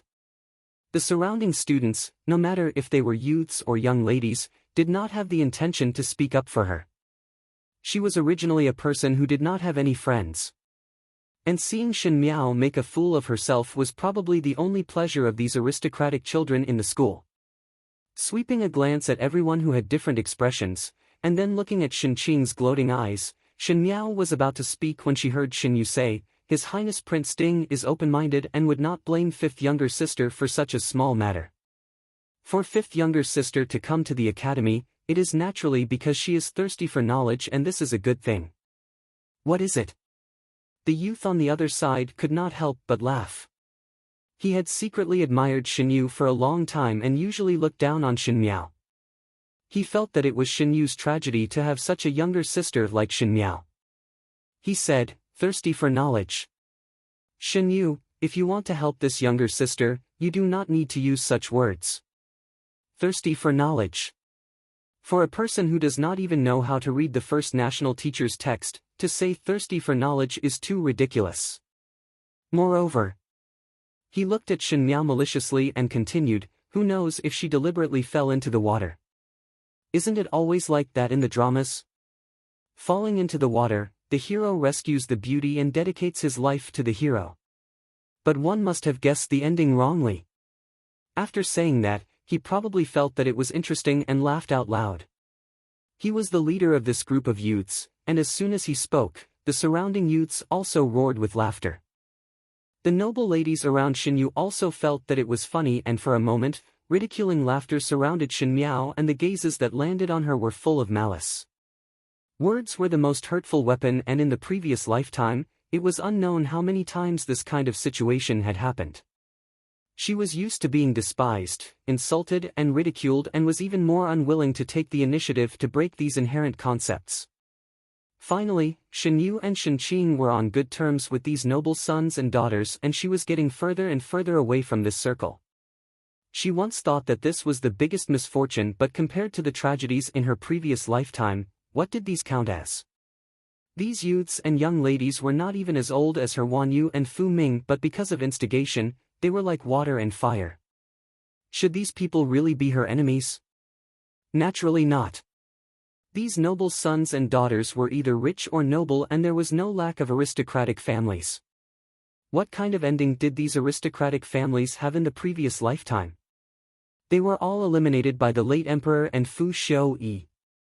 For example, the person who was ridiculing her was Shen Yu's admirer, the eldest young master of the Kai family, Kai Lin. A few years later, the Kai family was involved in a corruption case and their properties were confiscated, and Kai Lin was also sent to the army. It was a pity that he had admired Shen Yu for so many years, but at the end Shen Yu could not wait to draw a line with him. She did not have a hostile relationship with these youths, and some of them even stood on the same side. It was just that these aristocratic families were on the opposite side because of the deliberate checks and balances of the emperor. The relationship between them was not close, and there was even some hatred. There was no need to turn allies into enemies. In the previous lifetime when she was an empress, Shen Miao had learned a lot of things. One must not make enemies because of a moment of impulse, as it was not worthwhile. "Kai Lin, how can you say that about fifth younger sister?" When everyone had enough laughing, Shen Yu suddenly spoke, "Fifth younger sister is not that kind of person." "Kai Lin." Shen Miao interrupted Shen Yu's words, and her tone was flat without any ups and downs. "Who told you that I fell into the water because I was in love with His Highness Prince Ding?" To say it out loud, it should have made others feel contempt, but when Shen Miao said it, she was very calm and her tone was very indifferent, which made everyone surprised for a moment. Kai Lin was the little overlord here, and on normal days when Shen Miao saw him, she did not dare to speak much, so when did she use such a questioning tone? Furthermore, there was a hint of a commanding tone in his voice. Kai Lin did not know why, but he did not scold out loud and instead said, "Is it not so?" "So it is like this," Shen Miao said to herself, and suddenly smiled as she looked at Shen Yu and Shen Qing, eldest older sister, second older sister. "It is fine if others do not know, but do you also not know? Why did you not defend for your younger sister?" Shen Yu and Shen Qing were startled at the same time as they suddenly remembered their mother's exhortations before they left that they must not say anything wrong about Shen Miao falling into the water. Shen Qing was after all more concerned about the overall situation than Shen Yu and immediately said, "Yes. You all must not speak nonsense. At that time I was with fifth younger sister and I saw it with my own eyes that fifth younger sister accidentally slipped into the water and coincidentally His Highness Prince Ding arrived at that time. It has nothing to do with love." Shen Qing said it with such certainty that even though everyone did not believe it, they were not as serious as before. But they saw Shen Miao opening her mouth to say, one would not speak nonsense if one did not see it with one's own eyes. Guangwen Tang not only teach one's studies but also one's moral character. Moreover, the words of love are beautiful words, so why was it said in such an unbearable manner? If I, Shen Miao, love a person, I must love with dignity. His Highness Prince Ding is a descendant of the heavens, how can I have such thoughts? Everyone is wrong. In this world, it was very difficult to change one's impression all at once. Moreover, everyone knew that she was infatuated with Fu Shou-yi, so if she said now that she did not love him, one feared that no one would believe it. But no matter what, one must draw a clear line. Before the words were finished, one heard a voice of admiration, "What a good love with dignity." Chapter 14. A young man walked in from outside. He looked to be in his early 20s and wore a green robe. His facial features were upright, but his figure was slightly scholarly. He looked like a magnanimous gentleman. He walked in and praised, "You're right. There's dignity in the heart of love, and it's not meant to be a mockery." Even though Guangwen Tang teaches homework, one's morals need to be trained diligently. All the students fell silent. Shen Miao stared at the youth. Pei Lang, Guangwen Tang's calligraphy teacher, had both ability and integrity and was the only scholar in Guangwen Tang who was able to enter the hall to teach even though he was only a scholar. Elementary scholar Pei was gentle and patient.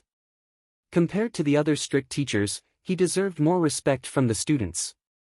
Even for someone like Shen Miao who would often drop to the end of the book, Pei Shou Kai had never scolded her and would patiently explain it over and over again. If that was the case, this person was indeed a good teacher. His character and talent were 1 in a million, but unfortunately, Shen Miao knew of his other identity. He was the advisor that Fu Shou-yi relied on the most. After Fu Shou-yi ascended to the throne, he conferred him the title of state tutor. State preceptor Pei Lang was flushed with success. He was only below one person and above tens of thousands. As the imperial preceptor, he had indeed done a good job. Shen Miao thought that Pei Lang was an intelligent and upright person, but at the end when the crown prince was deposed, he did not say anything. Shen Miao and Pei Lang's personal relationship was considered not bad. Initially, the suggestion of Shen Miao going to the Qin country as a hostage was raised by Pei Lang. Pei Lang said, "This is all for the sake of Ming Qi's rivers and mountains. If your ladyship's trip is able to solve His Majesty's urgent needs, in the future the rivers and mountains will be covered by your ladyship's good fortune and everyone in the world will be grateful to your ladyship's kindness." But in fact, when she returned to the palace 5 years later, there was an addition of Mei Furen in the inner palace, and these subordinates of Pei Lang who used to respect her started to be on guard against her. When the crown prince was deposed, Shen Miao even knelt down and begged Pei Lang because Pei Lang was Fu Shou-yi's trusted aide. As long as Pei Lang opened his mouth, Fu Shou-yi would definitely listen to his opinion. However, Pei Lang helped her up and said to her, "Your Highness, this subject is powerless to change what His Majesty has decided." "Pei Lang, are you going to watch as the crown prince is deposed? You clearly know that you can't depose the crown prince." She was extremely angry as she questioned him. "This is already inevitable. Empress, accept your fate." Pei Lang sighed. Accept your fate. How could people resign themselves to fate?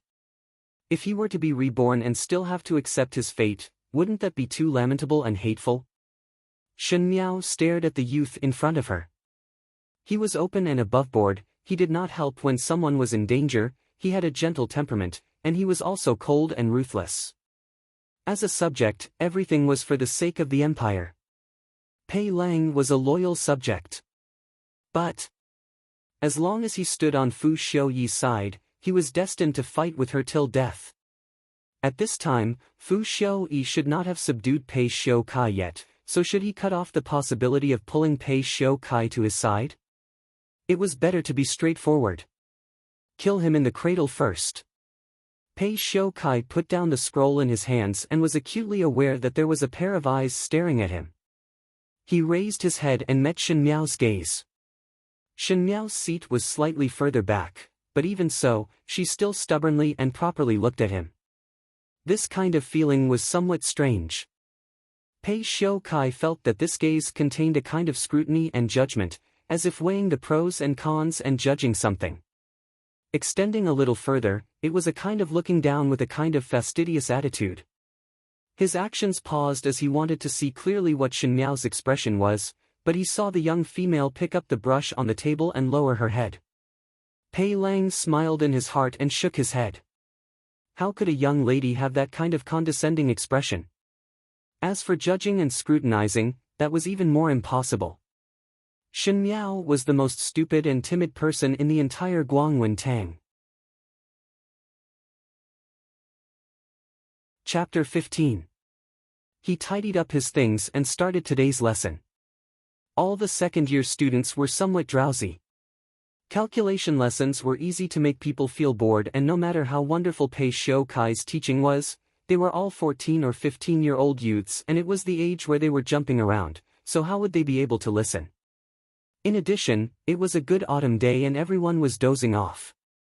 If it was other teachers, they would have started to reprimand them, but Pei Lang was the most gentle person and never punished students. Thus in his class, everyone was the most daring. Other than Shen Qing, who was always first in calculation, listening attentively, the rest of the people were bored to death doing their own things. But today Shen Miao was different. She stared at Pei Xiu Kai without blinking and sat upright, as if she was listening very seriously. This was truly inconceivable. Since she hated studying the most, she was even less interested in mathematical calculations. It was already a miracle that she did not fall asleep, but she was actually listening attentively in class. Sitting at the same table with Shen Miao was a beautiful young female wearing a chrysanthemum embroidered dress. Her expression was somewhat arrogant, and when she saw Shen Miao like this, she could not help but reveal a surprised look and cast sidelong glances at Shen Miao, who was listening attentively in class. How could Shen Miao care so much? In her previous lifetime she was not interested in calculation, but after she became the Empress, the foundation was not stable and the life in the inner palace had to be carefully calculated. As the Empress, she also had to reduce her expenses, and after she personally did it, she felt that calculation was not that difficult. In the inner palace, there were things as big as etiquette expenses and as small as the cups and snacks for the concubines. There were many and complicated accounts, and all of them had been looked through. What were these books counted as? She just wanted to work harder to see clearly what kind of person Pei Xiu Kai was. Only by doing so, she would know what kind of method was more suitable for this person. Her focused expression was already very unusual in the eyes of the young female beside her. After the calculation lesson ended and Pei Xiu Kai left, Shen Miao then retracted her gaze. The young female beside her pushed her and said with a tone of surprise, "Shen Miao, are you possessed?" "Why do you say so?" Shen Miao asked. The young female in front was the daughter of the Guanglu family, Feng and Ning. The Feng family was originally a noble court official in the capital, and Feng and Ning had an arrogant temperament since young. But in her previous life, Master Feng chose the wrong side. After the new emperor ascended the throne and was dismissed, the Feng family could only marry her to a distant cousin in order to protect this daughter. After the Feng family was defeated, Feng and Ning did not have a good ending after marrying. That Biao older brother also had a golden exterior but was rotten inside. Feng and Ning married into the family for less than a year and already had a son, but still scolded her as a burden left behind by the Feng family. Feng and Ning did not have a temper and immediately picked up a scissors and perished together with the mistress. Feng and Ning's everything in her mind in the past. Looking at the arrogant young girl in front of him, how could he have imagined the ending of her decline? When Shen Miao looked at the youths and young females in Guangwen Tang now, it was like she was looking at Fu Ming and Wan Yu's big children, thus it was difficult to feel angry. Other than Shen. Shen and Shen up, but they were spoilt. And these pampered youths and young females would experience the cruelty of fate in the next 10 years. Seeing that she did not speak, Feng and Ning was somewhat dissatisfied. Are you deliberately ignoring me? Shen Miao, could it be that you are working so hard today for the academy examinations 1 month later? I heard from your older sister that you want to take advantage of the academy examinations to show off and let Prince Ding others see you. She was after all a child, and after listening to Pei Xiu Kai's words, she did not say that she adored Prince Ding. Academy examinations? Shen Miao raised her eyebrows. Chapter 16. The academy examinations of Guangwen Tang was set in the 10th month of every year. The academy examinations was a test for every student in the school, and the especially outstanding students would be able to enter the talent exhibition. The most important thing was that there would be many scholars and ministers watching, and even the princes would be watching at the side. If there were good students, perhaps one would be able to enter an official career. In short, to show one's talents to others, no matter what, it would be a matter of being in the limelight. Thus during the academy examinations every year, everyone would do their best to get a name. In the second level, Shen Yu's talents were the most flourishing, and she would be able to outshine others in the academy examinations every year. Even though Shen Qing was not as accomplished as Shen Yu in poetry, her calculations were among the best, and she would be able to get a ranking in this category. If one were to say that she did not achieve anything, then the one at the bottom would be Shen Miao. She did not know the 4 arts, and she did not know anything about calculations or strategy. Every time she made a fool of herself during the academy examinations, not to mention the talent exhibition, it was difficult to even pass the test. In the previous lifetime, Shen Miao was most afraid of the academy examinations every year. It was just that when she saw Shen Yu and Shen Qing being proud of themselves on stage, her heart was envious. Now looking at it again, she felt that it was just the jealousy between children. She had seen all kinds of battles and really did not put the academy examinations in her eyes. She looked at Feng and Ning and said, "Academy examinations? I have never thought of fighting for a ranking. What is there to fight for being at the bottom?" Feng and Ning was slightly surprised. She did not think that Shen Miao would be so magnanimous as to say the truth. She carefully sized up Shen Miao and asked, "Could it be that you were really hurt that your temperament changed so much?" It was as if Shen Miao had changed into a different person overnight. She was plain, magnanimous, and had a kind of calmness that was not something that someone of her age should have. Because they were sitting at the same table, this kind of change in temperament was even more obvious. "Yes." Shen Miao smiled and did not say anything more. Perhaps it was because the youths of this age would instinctively feel respect or envy towards those who were more mature than them. Shen Miao's attitude actually made Feng and Ning's attitude towards her better. After the calculations were done, the students went to the garden outside of Guangwen Tang to rest and play. The girls were playing chess or discussing their newly written poems in the classroom when they heard the sound of a startled horse outside. "What's that sound?" Yi Pei Lan turned her head. "Let's go outside and take a look." Jiang Kaixian suggested and pulled Shen Yu up. "Let's go and see what the matter is." Shen Miao had no intention to join in the fun, but it was Feng and Ning who turned back after taking 2 steps and thought for a moment before grabbing Shen Miao's hands. "Let's go and watch together." Shen Miao was somewhat surprised. Feng and Ning had always looked down on her, not to mention such intimate actions. She was still scratching her head but was already dragged out of the classroom by Feng and Ning. Outside, there were already many students gathered at the entrance after hearing the commotion. But when they saw Feng and Ning pulling Shen Miao over, they cast a surprised look over. Shen Yu's eyes flashed slightly, but she did not make a sound. It was Shen Qing who snorted coldly when she saw this. Ever since she knew that Shen Miao was also in love with Prince Ding, she did not even bother to pretend to be polite on the surface. But that was not what was surprising. Kai Lin had just squeezed out from the crowd when he saw the person outside. He cried out in surprise, "Thank you, young Marquis." Young Marquis Xie. Shen Miao looked out. Outside the vermilion door of Guangwen Tang, there was a date-red steed. The horse's fur was smooth, and one look and one could tell that it was a precious horse that was hard to find. The horse proudly kicked its front hooves and its elegant figure attracted everyone's attention. But after all, it was not as dazzling as the person on the horse. The youth sat on the horse's back and was wearing a black cloud-embroidered robe with a dark purple mink cloak. His right hand was lazily playing with the horse whip in his hand. He had sharp eyebrows and extremely handsome facial features. The corner of his mouth was slightly hooked up and there was a smile, yet not a smile, in his eyes, but it was very cold. There was a young lady in the crowd who blushed and did not care where they were and boldly folded the handkerchief into a silk flower and threw it towards the youth's arms. Ming Qi had always been open-minded, especially towards the rules of the youths. They were very tolerant. The silk flower fell into the youth's arms and the youth stretched out his hand to take it and his lips hooked up into a smile. The young lady who threw the silk flower immediately touched her chest and her face was flushed red, as if she was infatuated. In the next moment, the youth's mischievous smile disappeared in a flash.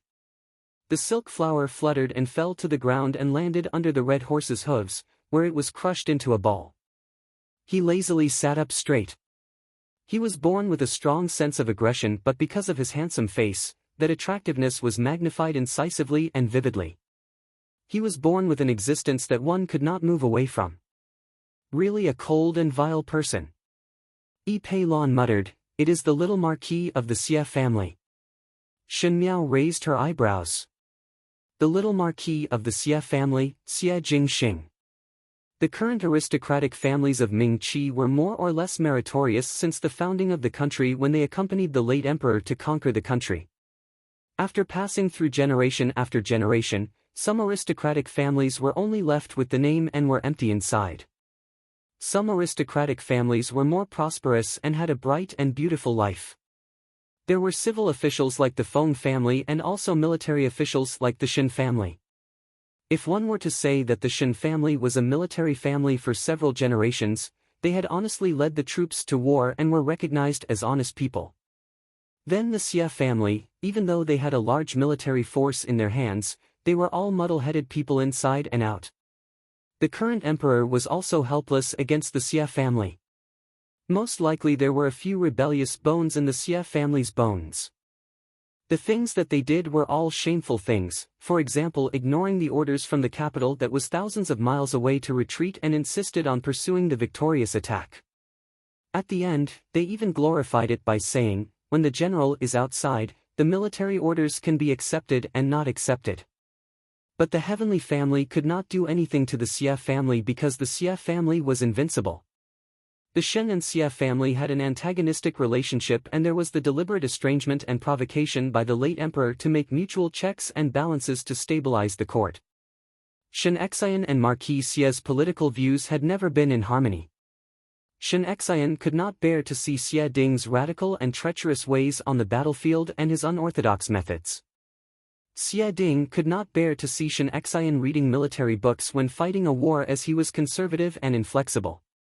Other than quarreling in court, the two families did not have any contact and the late emperor was obviously happy to see this. After Xie Ding's wife passed away, Xie Ding did not marry a stepwife. He only had a concubine and this concubine gave birth to two sons. In other words, Xie Jingxing had two younger brothers. Perhaps it was because Xie Ding was distressed that his son's mother died early and wanted to make it up to him. He pampered Xie Jingxing since young and finally nurtured Xie Jingxing into a lawless character. But even so, Xie Jingxing was still a wonderful and outstanding person. Other than his stubborn and indifferent nature, he was one of the best in Ming Qi in terms of talent, intelligence, appearance, and family background.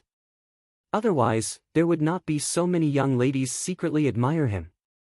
It was such a pity that Shen Miao sighed in her heart.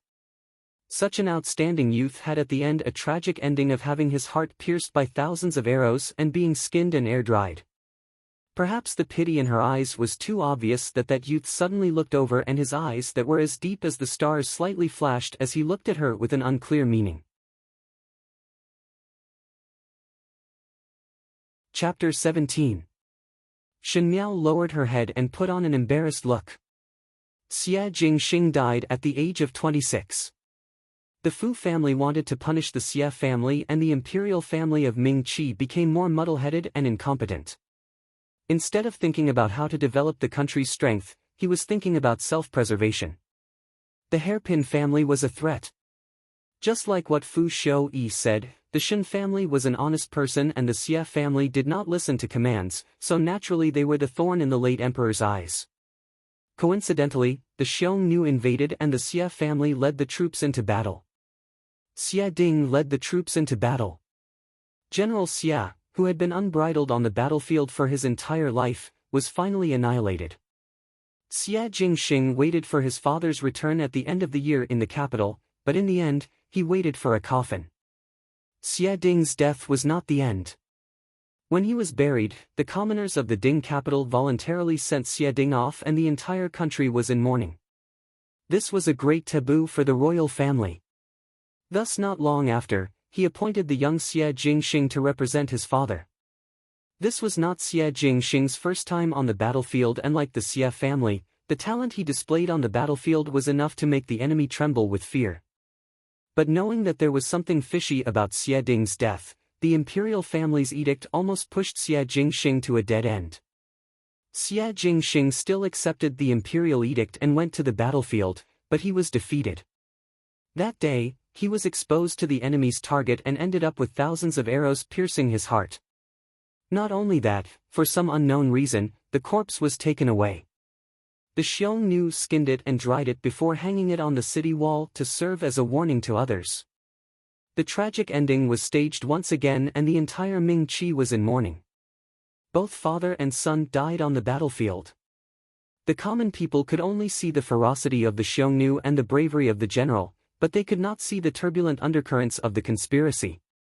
At that time, the late emperor had already passed away and Fu Shouyi ascended to the throne to take over the affairs of the court. He felt sorry for the Xia family's misfortune and conferred posthumous titles to the Xia father and son. The father and son of the Xia family, who had been conferred titles, had already passed away. Instead, the imperial court's consolation had benefited that concubine and her two sons born of concubines. Shen Miao still remembered Shen Xian's pained expression when he learned of Xia Jingxing's death. He had thought that when the Shen and Xia families were like fire and water, his father would not be sad when the Xia family was in trouble. Thinking about it now, Shen Xian was afraid that at that time, the fox grieved for the rabbit's death. The balance had been broken. Once the Xia family fell, the Shen family would follow. It was laughable that at that time she still wholeheartedly wanted to stir the Shen family into the muddy waters of the fight for the heir apparent. Shen Miao did not have any feelings towards the Xia family, but at the beginning she sighed for this youth's fate. This kind of brilliant and talented young man should have left a thick and colorful stroke in the Ming Qi's rivers and mountains, but who knew that he would leave in such a way? Moreover, he clearly knew that the imperial edict was a summon of death, yet he still went. Perhaps it was to preserve the dignity of the Xia family, to prove that the Xia family had never lost their pride. But knowing that he could not do it, one could see that Xia Jingxing had an extraordinary character under his mischievous appearance. He was also a very righteous and brave person. As Shen Miao was thinking like this, she saw Kai Lin squeezing out from the crowd and handed a small cloth bag to Xia Jingxing and respectfully said, "Little Marquis, this is the only copy of the medical book that you instructed me to find." For a little tyrant to be so respectful towards others, it really made people's jaws drop. But thinking about it, was it not so? Compared to Kai Lin, Xia Jingxing was a big tyrant in the Ding capital. The Xia family was the tyrant among the tyrants. Thinking about it this way, one felt that Kai Lin's attitude towards Xia Jingxing was understandable. Feng and Ning quietly whispered to Shen Miao, "How do you think little Marquis is compared to His Highness Prince Ding?" Shen Miao choked for a moment. She was not used to Feng and Ning suddenly being so close to her. She said seriously, "Little Marquis Xia is better." From her point of view, how could a black-hearted villain like Fu Shouyi be compared with a youth like Xia Jingxing? In the beginning, when Wan Yu and Fu Ming were reading the official history of Ming Qi, When they read about the Xie family, they secretly told her that they felt that Xie Jingxing was a good man of indomitable spirit and it was a pity that he died. A youth that even one's own children praised was definitely a good one. Feng and Ning was somewhat surprised and said after a long while, "It seems that you are really sad." Shen Miao was too lazy to explain to her.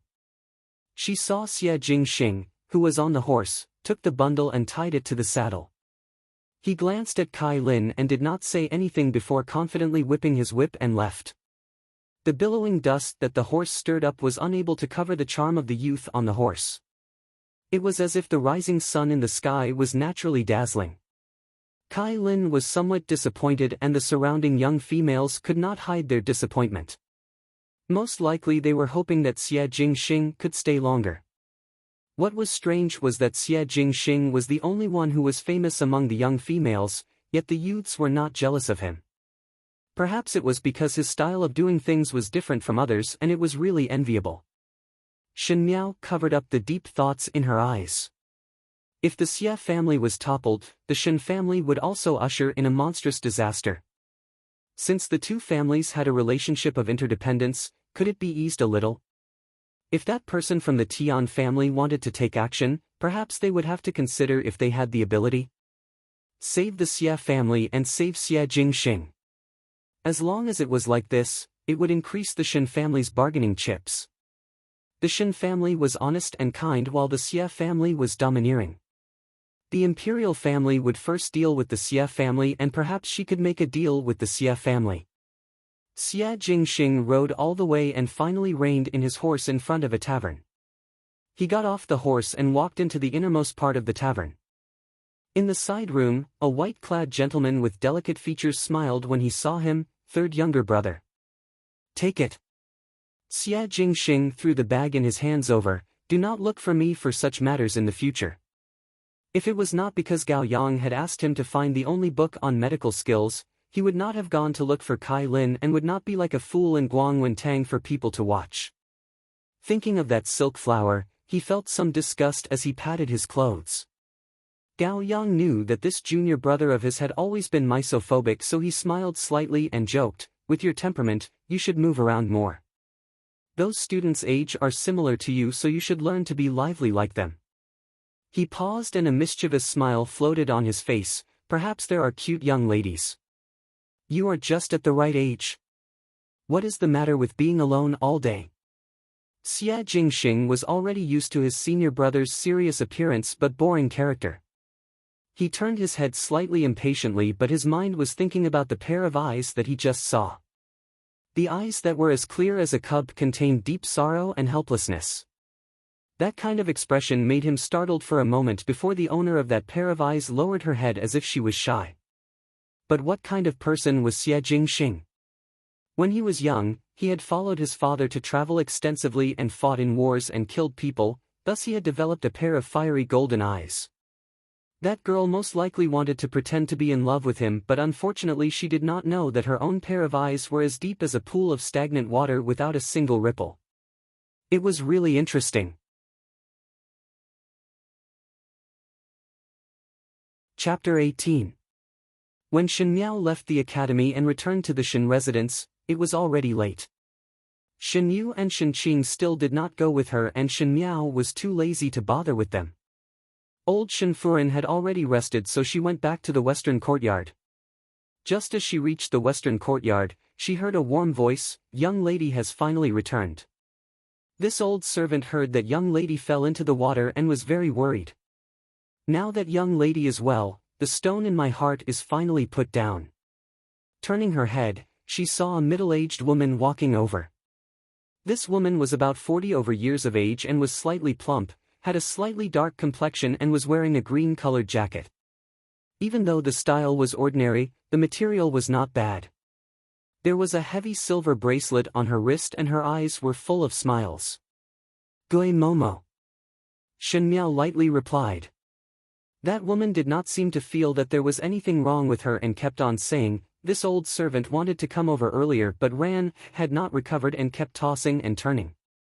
There was really no other way and could only throw her to his mother and return to the residence first. Only after seeing that young lady is well, would one be at ease. These words were said to be tactful, as Shen Miao was more important than her own grandson in her heart. If it was in the past, Shen Miao would be greatly moved after hearing these words and then say some comforting words and give some money to Gue Momo to let her return to treat her grandson. But in another lifetime, looking at this woman in front of her, Shen Miao almost wanted to laugh at herself in her heart. How could she be so blind to think that such a person was a loyal servant? Not long after Shen Furen gave birth to Shen Miao, Shen Xian brought the order to go to war.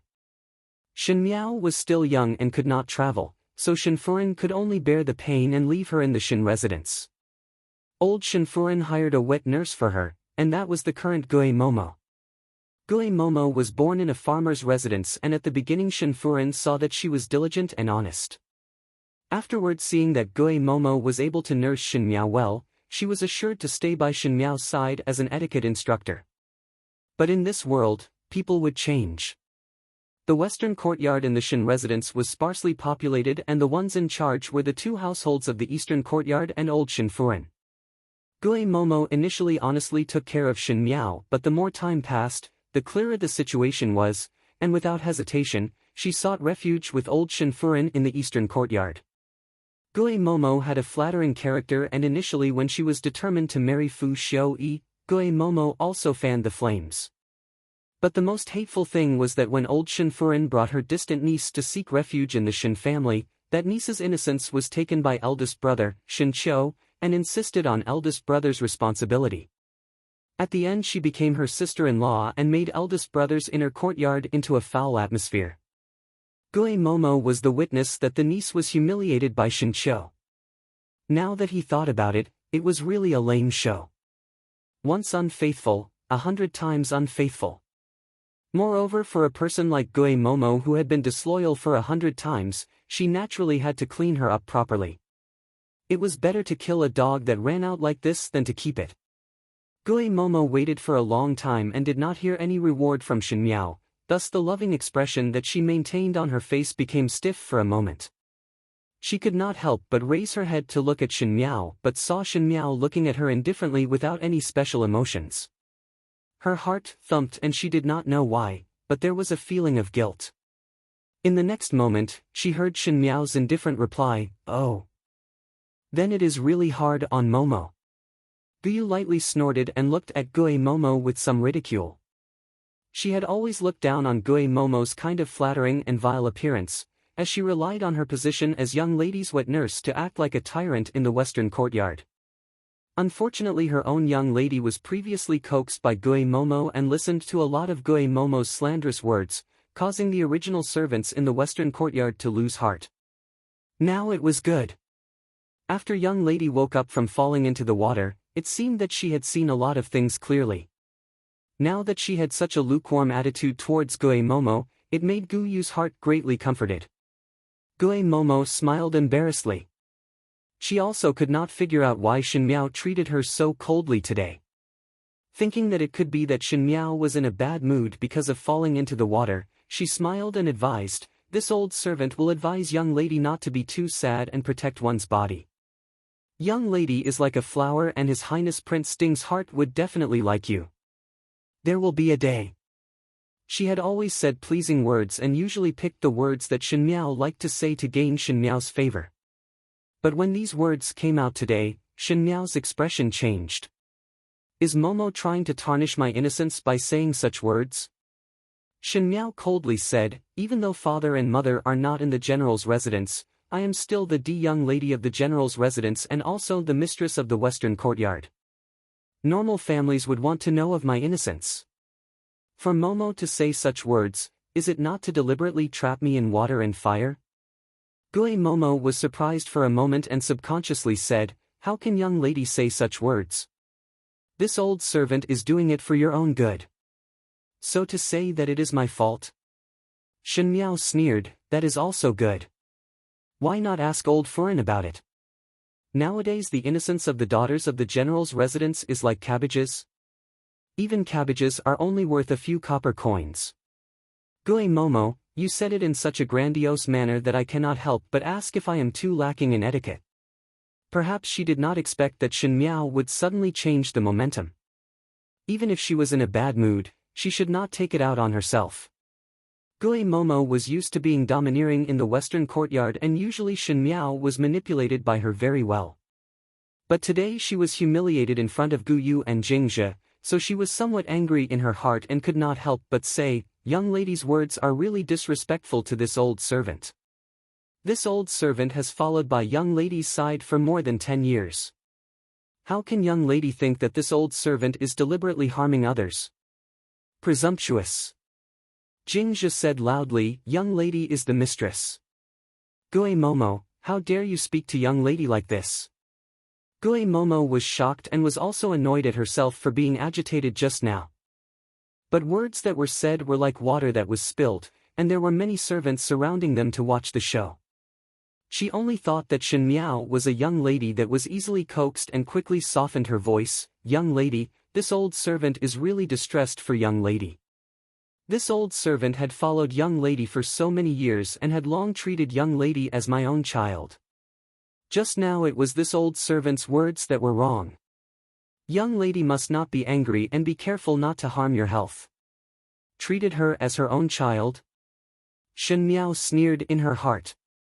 She felt that Gui Momo was a wonderful person. Normally she would receive a lot of money from her, but she treated the eastern courtyard as the proper mistress. At the end she caused her eldest brother to suffer such a big loss. If it was in her previous lifetime, she would have long sent out an imperial decree to be beaten to death and thrown out if she met such a wicked servant in the inner palace. But now, since Gui Momo sincerely wanted to rely on the eastern courtyard, then how about borrowing her hands to let the eastern courtyard suffer a loss? She raised her eyebrows and said in a light tone, "Since Gui Momo knows her mistake, then the fine is only 3 months' salary." Gui Momo's expression stiffened and Shen Miao's lips raised. What should Gui Momo do without money? Naturally it was to go to the eastern courtyard to express her loyalty. Chapter 19. A cold wind blew in the night. As it got closer to late autumn, the weather became colder and colder. The Ding capital was also located in the northern lands, so it was strangely cold. Under the light of the lamp, the girl was holding a book in her hand, leaning on the couch as she slowly flipped through it. She didn't even realize that the tea beside her had gone cold. She just watched in a daze. Bai Lu stared blankly at her young lady. It was as if in one night, this young lady had become not the same as before. Just like now, quietly reading a book. Not to mention that Shen Miao in the past hated to read books, but now looking at it, if one did not know that it was her own young lady, Bai Lu would have thought that she was looking at a noble fuan. How could a young lady have such an imposing manner? Bai Lu did not understand as she stood there in a daze.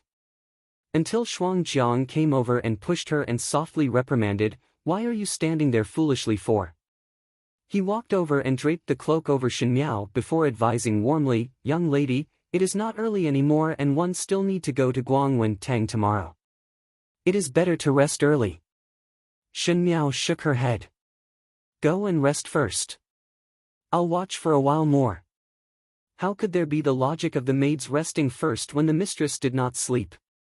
Shuang Jiang was helpless and wanted to continue persuading but was pulled by Gu Yu who was changing Shen Miao's tea. After changing the tea, she pulled Bai Lu and Shen Miao to the outer room. "What is the matter, Gu Yu?" Bai Lu did not understand. "Young lady's body has just recovered, why did you not advise her? Why did I not persuade? Gu Yu had a headache, it is just that how would young lady listen to my words now? You've been reading all day. I guess it's teacher's homework. Miss, you've made up your mind to read it. What can I do?" She glanced worriedly at the inner room. In the past, when she was a coward, she always needed someone to make decisions for her. Now, he was no longer a coward, but he was the one who made the decision, and no one dared to object. Serving in close proximity, Gu Yu could feel that every time Shen Miao gave an order, no one dared to refuse. Even though he spoke in such an indifferent tone, he exuded a majestic aura. It seemed that even Master's anger was not this scary. Gu Yu sighed. In the room, Shen Miao was still reading. She looked at it seriously, not missing a single detail. If one looked carefully, one would discover that she was holding the official history of Ming Qi in her hands. Since the founding of the country till now, all the major events that happened in Ming Qi, how would she know what would happen in the next few decades and was prepared to find some ways to prevent the tragedy from happening? Before that, she had to find the source of the current situation of these families. The emperor's order to eradicate these aristocratic families was nearing. Shen Miao remembered clearly that if there were no accidents, there would be a catastrophe next month. The enemy of an enemy is a friend. If these aristocratic families arrived, it would soon be the Shen family's turn.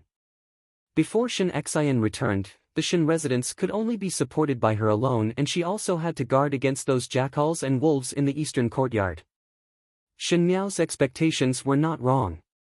That night, Gui Momo entered Rongjing Tang. She came over to deliver the local specialties that she brought back to the manor, but was having a chat with Zhang Mama, who was by old Shen Furen's side. Her words were all about Shen Miao's increasingly rebellious actions and how she would vent her anger at every turn. How would Zhang Mama not know her thoughts? After a few words that were neither salty nor light, Gui Momo let Zhang Mama put in a few good words in front of old Shen Furen before leaving. Just as she walked out of Rongjing Tang's courtyard, she saw Ren Wanyun's maid, Xiang Lan, walking over and smiled when she saw her. Gui Momo, I was just about to look for you. Oh. Gui Momo narrowed her eyes, and when she saw Xiang Lan, she also smiled. What matter is young lady Xiang Lan looking for me for? Nothing much. Xiang Lan came over and pulled Gui Momo's arm. It is that our Furen heard that you know of a place that sells lipstick and the lipstick is especially good, so she wanted to ask you where is the place that sells lipstick. These words were obviously an excuse. At that time Ren Wanyun wanted to look for Gui Momo to talk about some private matters. Gui Momo was well aware of it and followed along with Xiang Lan. What is this matter? Since Furen wants to hear, I will tell Furen about that place. Speaking of that lipstick, many young ladies and Furens of official families love to use it. When Xiang Lan reached Kaiyan Yuan, the maids outside had already been sent away. Ren Wanyun was sitting on the couch. Second Shen Master was still socializing outside and had not returned, so she was casually doing needlework at the side. Most likely he was embroidering a pouch, but she was eating a plate of grapes at the side while she was embroidering. This was a rare item, as in this weather, one would not be able to find grapes in the Ding capital. Only Second Shen Master had the ability to ask for a basket of grapes and gave it to the females in his courtyard to eat. Gui Momo secretly spat in her heart. Even though on the surface it looked like the second household of the Shen family did not treat the first household badly, but the food that Shen Miao used looked fresh on the surface, but it was like those upstart things that could not be seen in public. Speaking about the food, Shen Miao did not have the treatment of grapes. She was still thinking in her heart when Ren Wanyun finally put down the needlework in her hands and spoke, Gui Momo. Gui Momo quickly recovered to her senses and responded, Furen, this old servant is here. Ren Wanyun was already a 40-year-old person, and even though she maintained herself well, there were still some fine lines at the corner of her eyes. She was just sitting there wearing the best tailored clothes, and every move she made was the style of a Furen of the household. Even when she was smiling, there was a dignified look. She said, heard that you have returned. Now that little Five's health is better, you need to take good care of her. Gui Momo laughed in her heart, who did not know that the eastern courtyard could not wait for the western courtyard to be unlucky. How would Ren Wanyun be so kind-hearted and was only trying to deceive others? Sure enough, one could only hear Ren Wanyun speaking again. These days little Five's mood was not very good after falling into the water. Eldest brother and eldest Saw are not around, so no matter what I do as an aunt, it would be wrong. Even if one wanted to hear any news, one would have to come and hear it from you. This meant that Gui Momo wanted to tell Ren Wanyun about Shen Miao's every move. Gui Momo quickly said, it is fifth young lady's fortune that Furen has the heart to care for fifth young lady. But from this old servant's view, this time fifth young lady fell into the water because she was angry. These few days her temperament had changed a lot and even treated this old servant estranged. Not to say about other things, Just today this old servant was fined 3 months' salary without any rhyme or reason. She said with a bitter face, when this old servant heard that fifth young lady fell into the water, one was so anxious that one did not even care about one's little grandson who was still sick. Who knew that fifth young lady would reprimand this old servant's heart did not feel good. Ren Wanyun was somewhat impatient to hear the hidden meaning of this old woman's words and said, "Little five, after all it was because of a mental illness." Then Gue Momo, from what you see, has little five's attitude towards His Highness Prince Ding changed? This was the question she wanted to ask the most. Gue Momo's eyes turned and said, "Fifth young lady seemed to want to draw a clear line with His Highness Prince Ding and did not allow this old servant to mention it today." But this old servant had brought fifth young lady for so many years and was clear of her temperament. Fifth young lady was exceptionally persistent on the matter of His Highness Prince Ding and would not give up so easily. These words were most likely said by young lady in a moment of anger and cannot be taken seriously. Just as her voice fell, a trace of ruthlessness appeared on Ren Wanyun's face. Chapter 20.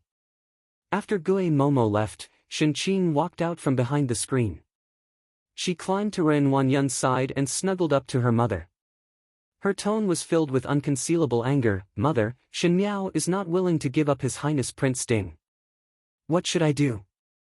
In the 3 households of the Shen family, the first household had the highest official position.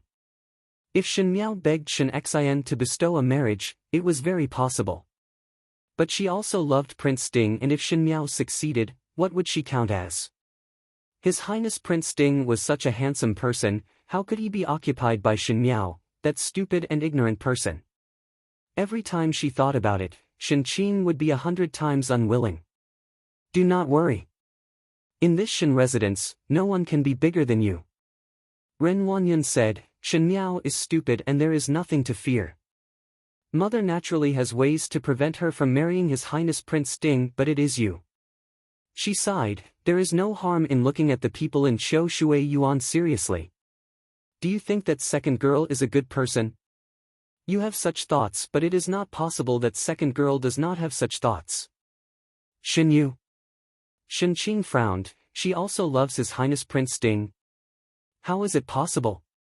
Shenqing said, "Moreover, if she really likes His Highness Prince Ding, third Shu cannot be compared to eldest Shu and cannot speak. It seems that no matter how one looks, there is nothing to fear." "You?" Ren Wanyun rebuked Shenqing's forehead. "How can I be assured? Your third Shen is a powerful person. At that time your third Shu." Seemingly realizing that these words should not be said in front of the child, Ren Wanyun suddenly shut her mouth. She only said, "In short, fifth girl, do not take it to heart. Mother naturally has a way." "Thanking mother," Shenqing said sweetly. Both mother and daughter laughed together. In Chou Shui Yuan, Chenro Qiu was sitting at the table writing. She was a female from a scholarly family and had unlimited talent. Even though she was already a wife, she still liked to write and read books. Chenro Qiu stood behind her in a yellow satin long dress. Her figure was delicate and slender, just like a little Chenro Qiu. "Mother, why did you say that to Gue Momo just now?" After a long time, she could not help but ask. Gue Momo came over once, but unexpectedly. Not only did Chenro Qiu not let Gue Momo stop Shen Miao from falling in love with His Highness Prince Ding, but let Gue Momo persuade Shen Miao that His Highness Prince Ding was a good choice. Isn't this making her make up her mind to marry His Highness Prince Ding? Shen Yu somewhat complained. Chenro Qiu put down the brush in her hands and sighed softly. She pulled Shen Yu's hand to sit in front of the couch and said warmly, "Yue, didn't mother tell you before that no matter what you do, especially in this inner courtyard, one must take a roundabout way to do it? In this way, no matter what happens in the future, no one will be able to control you." Shen Yu shook her head. "Mother, I do not understand." Chenro Qiu smiled. Her daughter was gentle, talented, and not stupid, but she was still too young. Perhaps it was because Third Master Shen loved her too much that she did not know the dangers in the inner courtyard. When she was in the minister's mansion, she had a bunch of elder sisters, concubines, and concubines. None of them were easy to deal with. So after she got married, she held third Master Shen firmly in the palm of her hands. It was just that she was unable to give birth to a son, and that was the most regretful thing. No matter how much third Master Shen loved her, without a son, there would be no leverage. Sooner or later, third Master Shen would make his concubines cut off the broth of no offspring. At that time, what kind of scene would it be? So this daughter, she had to educate her well. Yue, what do you think of Xinwu? She asked softly. Xinyu thought about it and replied, not good at writing, chess, calligraphy and painting, timid and stupid and not good with words. If it was not for eldest Bo's name, one fear that no one would give her any face. Even a Shu daughter would seem to have a better bearing than her. If someone were to hear it, they would be shocked. These words that belittled Shen Miao to be worthless actually came from the mouth of this gentle Tang older sister. One had to know that Shen Miao's best friend was Xinyu.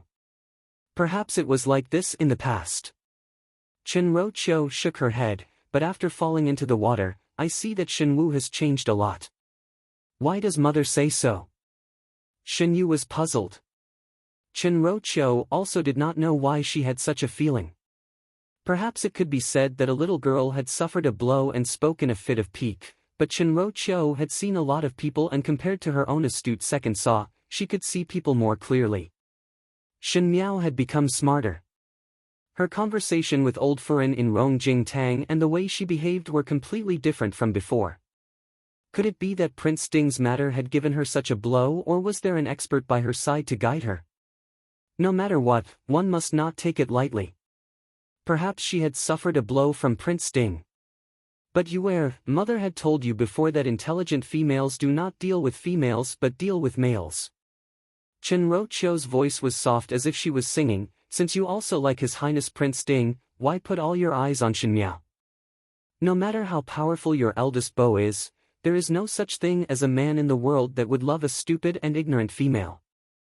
His Highness Prince Ding is a noble prince, and if he were to marry such an unbearable female, wouldn't he be the joke of the world?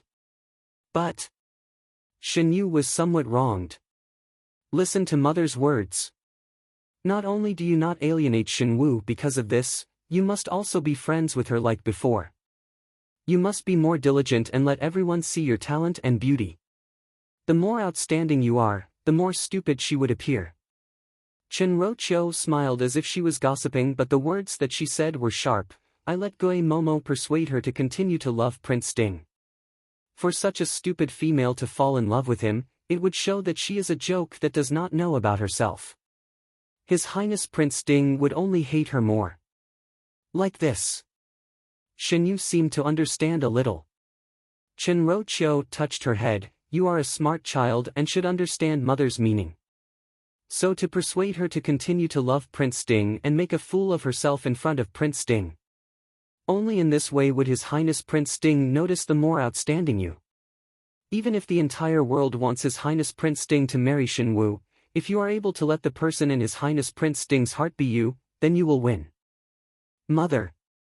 To say it out loud like that, Shen Yu shyly buried her head in Chen Roqiu's embrace. I understand. Chen Roqiu smiled. In the beginning, there were many obstructions in her marriage with Third Master Shen. At that time Third Master Shen was considered a young talent and many matchmakers came to discuss the marriage. Why did he choose her? It was only because there was a chance encounter in the temple and she happened to be wearing a white brocade dress playing the zither under a tree and was heard by Third Master Shen. Third Master Shen was shocked by her, and when he returned, he insisted on marrying her as his wife. Third Master Shen loved listening to the zither and his favorite color was white. Look, so many females were fighting and she was the final winner. It was only because she knew from the beginning that she was dealing with a man. So what if there were 3D daughters of the Shen family? Only her Yue could deal with His Highness Prince Ding. Chapter 21. No matter what the Eastern Courtyard did, Shen Miao still began to deliberately alienate the second and third household. She also no longer stuck to Shen Yu and Shen Qing like before. Initially everyone in the Shen residence thought that she was just throwing a tantrum because of the incident of falling into the water, but when Shen Miao started to have her own ideas, everyone felt that something was not right. Gui Momo as usual advised Shen Miao not to be angry with the eastern courtyard and would occasionally beat around the bush to say that Prince Ding was an unparalleled man in Ming Qi. But Shen Miao seemed to have steeled her heart, and every time Gui Momo mentioned this person, she would harshly reprimand her, giving Gui Momo a headache. But the western courtyard was filled with people from the second and third household, and there would always be some unruly servants. Gu Yu and the rest thought that since Shen Miao's temperament had changed, she would tidy up the inner courtyard, but who knew that Shen Miao did not even bother about it. Shen Miao naturally had her own plans. These days she went to Guangwentang more and more diligently. Even though everyone still looked at her as if she was at the bottom, she was not annoyed and only did her own things every day. The more magnanimous she was, the more boring people felt, and they actually had some peaceful days. Early in the morning, after the CI class ended, Shen Miao felt that her chest was somewhat stuffy and casually walked around the garden of Guangwentang. Even though Guangwentang was a school, the area it occupied was rather vast. Because there were 3 grades of Country 1, Country 2, and Country 3, Shen Miao was in Country 2 at her age but unknowingly walked to Country 1. Coincidentally, she saw a child sitting on the steps wiping his tears. This child looked to be around 8 or 9 years old and was fair and plump. Perhaps it was because his body was a little bloated that he looked like a fat ball. He was wearing a dark blue silver-colored gown, small cloth boots and a round collar around his neck. He was like a doll that walked out of a New Year painting. Shen Miao was slightly startled before walking over and softly said, "Why are you crying?" That child did not expect that someone would suddenly come and was so shocked that he fell down the steps with a plop. He did not cry but sat up and stared blankly at Shen Miao. He was fair and plump with a pair of bright and piercing eyes. There was a small knot on his head and there were still tear stains on his face, making him look charmingly naive. Shen Miao could not help but laugh out loud. The child called out, "Big sister," in a childish voice. Shen Miao's heart was about to melt because of this child. In her past lifetime, she gave birth to Wan Yu and Fu Ming, but before Wan Yu and Fu Ming were 5 years old, she was a hostage in the Qin country. By the time they returned, the 2 children had already learned to obediently call her Mother Empress. Shen Miao herself did not know what her 2 children were like before they were 5 years old. Although the child in front of her was 8 or 9 years old, he looked like he did not know much about the world, which made her think of Wan Yu and Fu Ming. Shen Miao slightly squatted down and touched his head. "Why are you crying?" "Mister asked me a question. If I couldn't answer, he would hit my palm." The child stretched out his hand, revealing his red palm. He said with grievance, "It really hurt a lot." Shen Miao wanted to tease her and asked, "What questions did teacher test you with?" "Teacher wants me to write 'The fox grieves for the rabbit,' but I can't." The child said with a sad face. If one was at the age of the 1st grade, it would indeed be somewhat unreasonable if one could not even recite the words. Not to mention Shen Miao herself, when Fu Ming was this child's age, he had already started to learn how to deal with the political affairs of the court. Even though it was only a pretense, he could more or less cope with it. Even though the youths of the imperial family matured early, the children who came to Guangwentang to study were also the children of nobles and should not be enlightened so late. That child felt that he did not complain enough and continued to whine. "If father knew about it when I return, he would definitely scold me harshly. What meaning is there for me to live? It would be better to just bang my head and die." Shen Miao was shocked by the child's sorrowful tone and felt both angry and funny at the same time. Thinking which family this living treasure came from, she did not know from where he learned such dramatic words. She asked, "Which family's child are you from?" That child looked at Shen Miao. Shen Miao was currently only 14 years old, and in addition to her childlike appearance, she did not seem to be much older than this child. But one did not know why she had an indescribable temperament, as if she had seen great storms and waves, which could calm one's heart. Even this child could not help but quieten down when he heard that and said out his origins word by word. I am the second young master of the Count of Ping Nan's family in the capital, Su Minglang. My father is the Count of Ping Nan, Su Yu, and my eldest brother is the heir of the Count of Ping Nan, Su Mingfeng. It was like pouring beans out of a bamboo tube. He clearly stated out his background. Shen Miao was surprised for a moment. Su family. Count of Ping Nan. No matter if it was in the past lifetime or this lifetime, the Su family and the Shen family did not have any relation. This was because they had conflicting political views in the court. The relationship between the Su family and the Xie family was not bad. The Count of Ping Nan, Su Yu, and the Marquis of Linan, Xie Ding were very good brothers, and Su Mingfeng and Xie Jingxing were friends since young. How good was their relationship? At the beginning, when Su Mingfeng died, only Xie Jingxing dared to collect his corpse. Yes, Su Mingfeng died. Or it could be said that the entire Su family perished.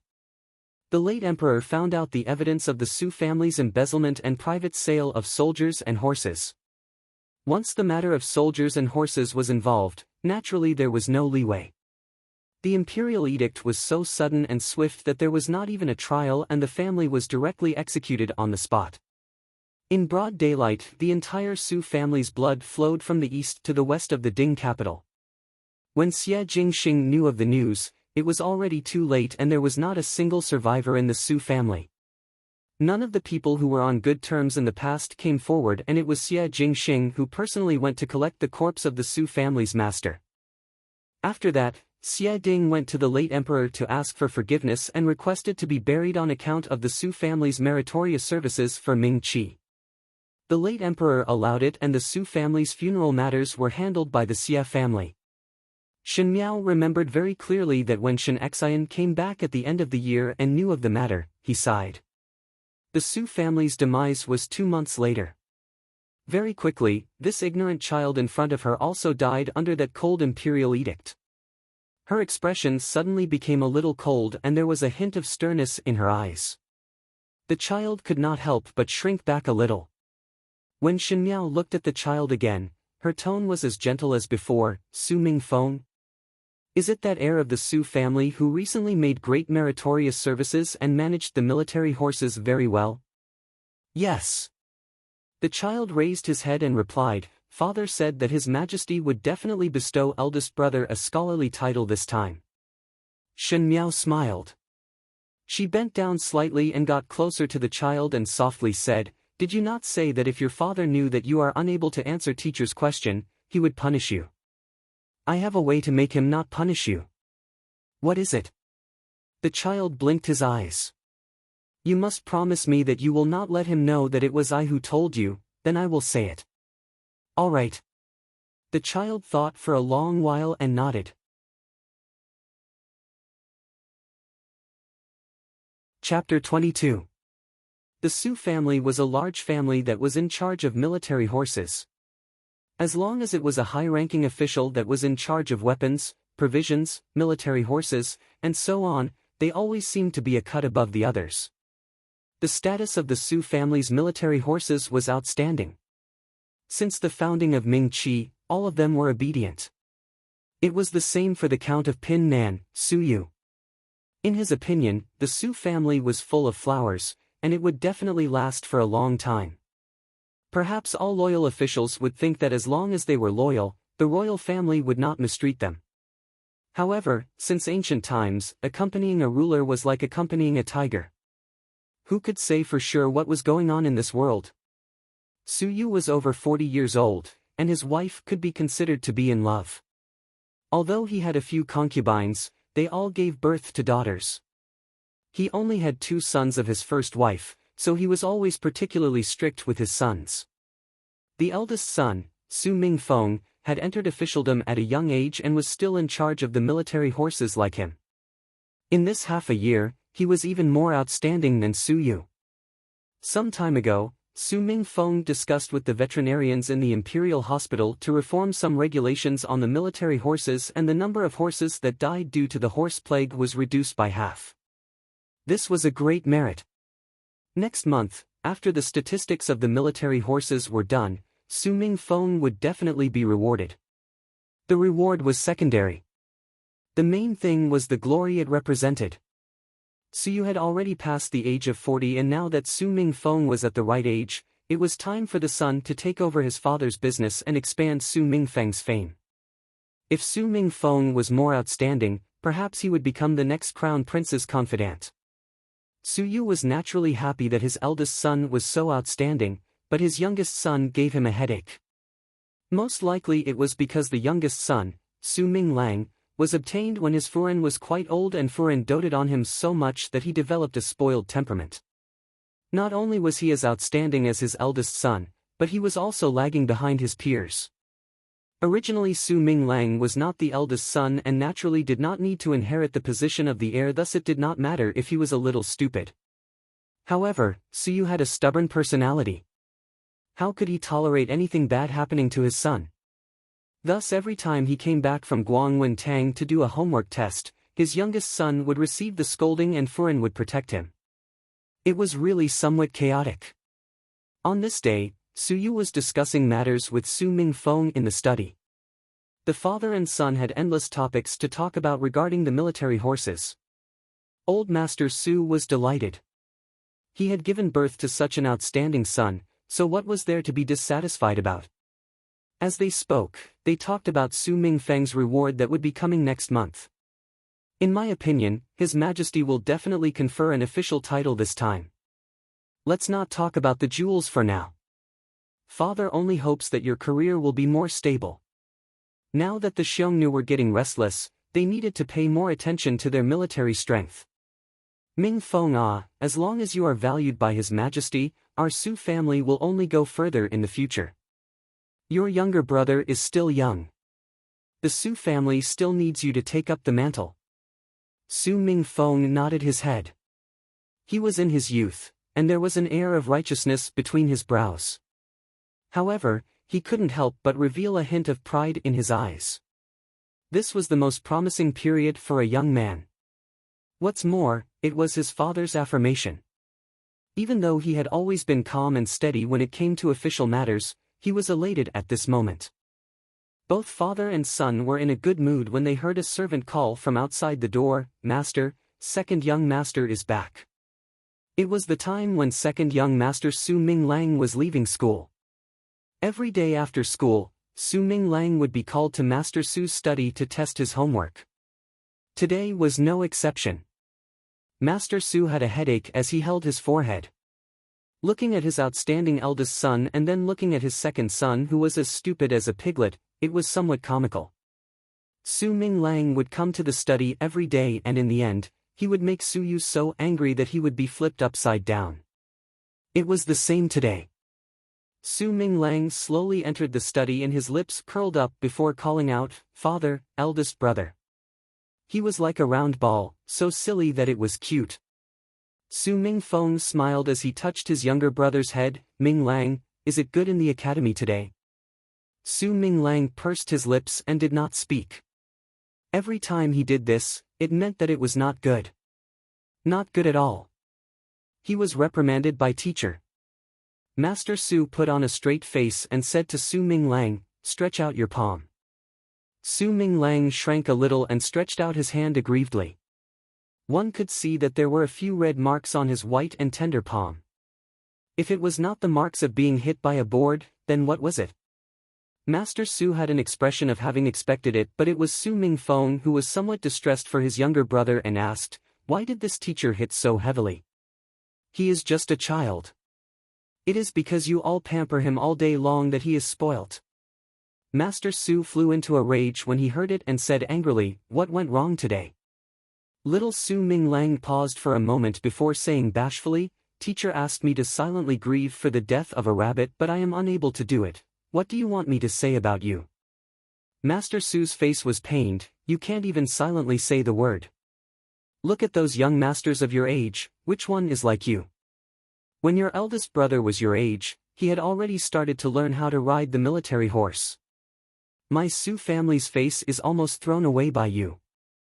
Su Mingfeng wanted to persuade but heard his second younger brother sobbing. Even though I am unable to silently say the words fox grieve for the death of a rabbit, I am able to silently say, cook the hound after the cunning rabbit is killed. Speaking of which, there are still 2 more words. Since it is the same meaning, isn't it the same as cooking the hound after the cunning rabbit is killed?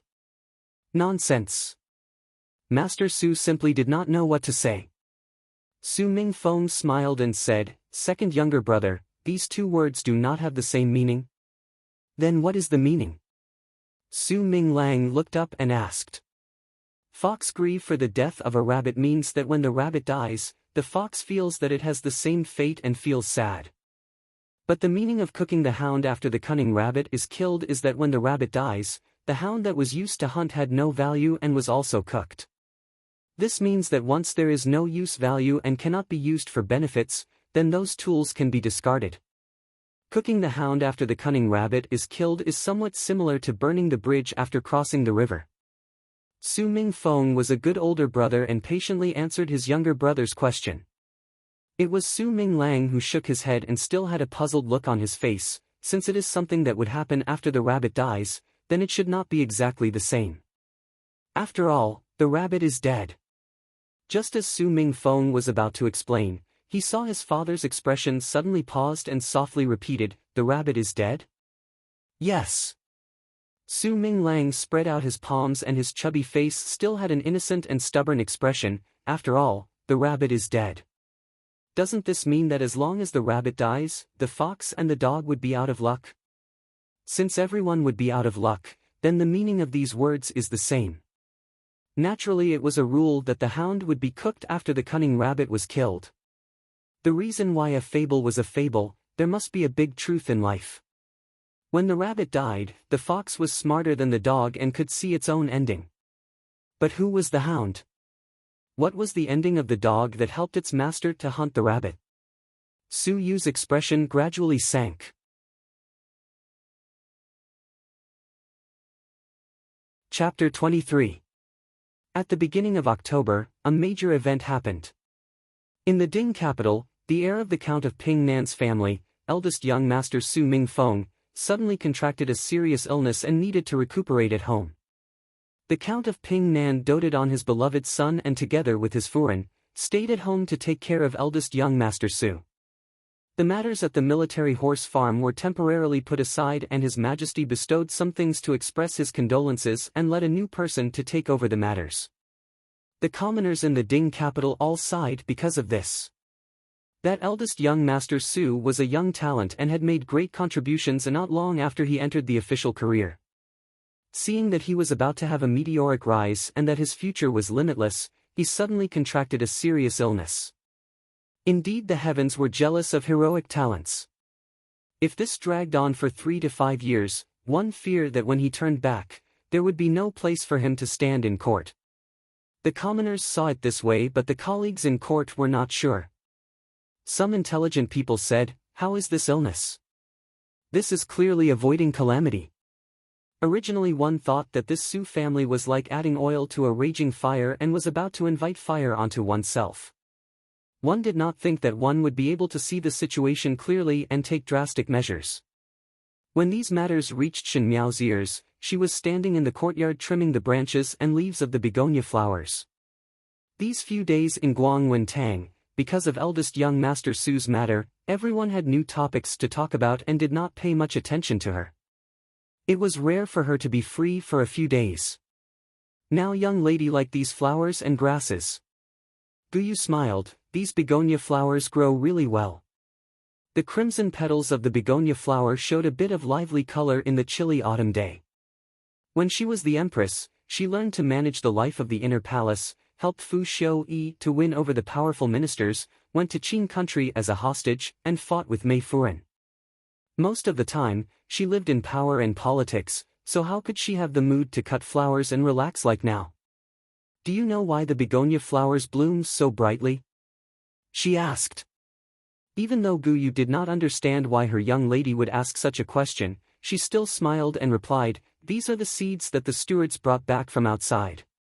One heard that it is a very precious seed, and Furen had also praised that this kind of begonia flowers look especially good in autumn. Shen Miao gently shook her head. How could it be this reason?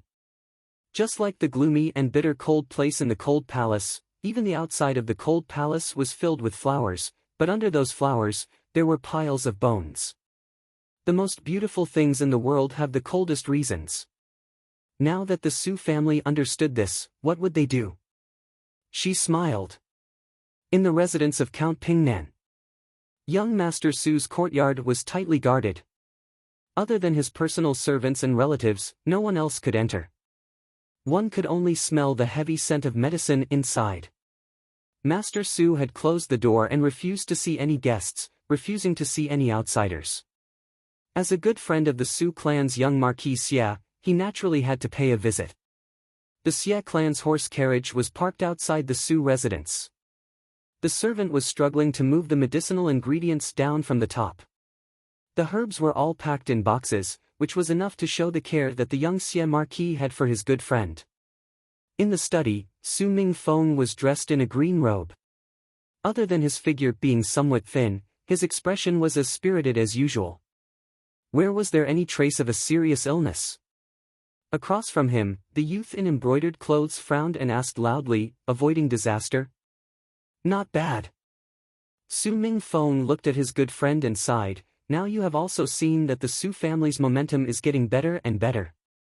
The Su family had been going on for several generations, and from the matter of the military horses, it really should not be promoted. But not only did His Majesty not suppress them, he even flattered the Su family. You also performed a meritorious deed. Xie Jingxing reminded. Father and I were quite proud of our meritorious service, but we forgot about the hidden danger behind it. If the merit was too great, it would be a disaster. I'm sure you understand what I'm saying. It's just that the Su family was originally in the middle of it, and it was inevitable that they were blinded by a single leaf. Now that the light has cleared, they have no choice but to rein in the horse at the edge of the cliff. It's really dangerous. This is also good. Xie Jingxing nodded his head, but you will have to stay at home for a few years. I only hope that the Su family is safe and sound. Su Mingfeng said, let's not talk about me. How about talking about you? The Su family and the Xia family are bound together, and the Su family has already decided to rein in the horse before the cliff, your Xia family. She didn't finish her sentence.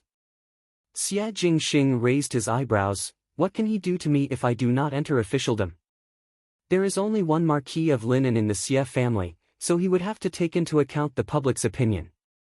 Xie Jingxing and Su Mingfeng were different. For the sake of the Su family, Su Yu sent his son into the official career early. But Xie Jingxing did not enter the officialdom and only held an idle position. There were a few times when he went to war with Xie Ding and still held the title of a biological son.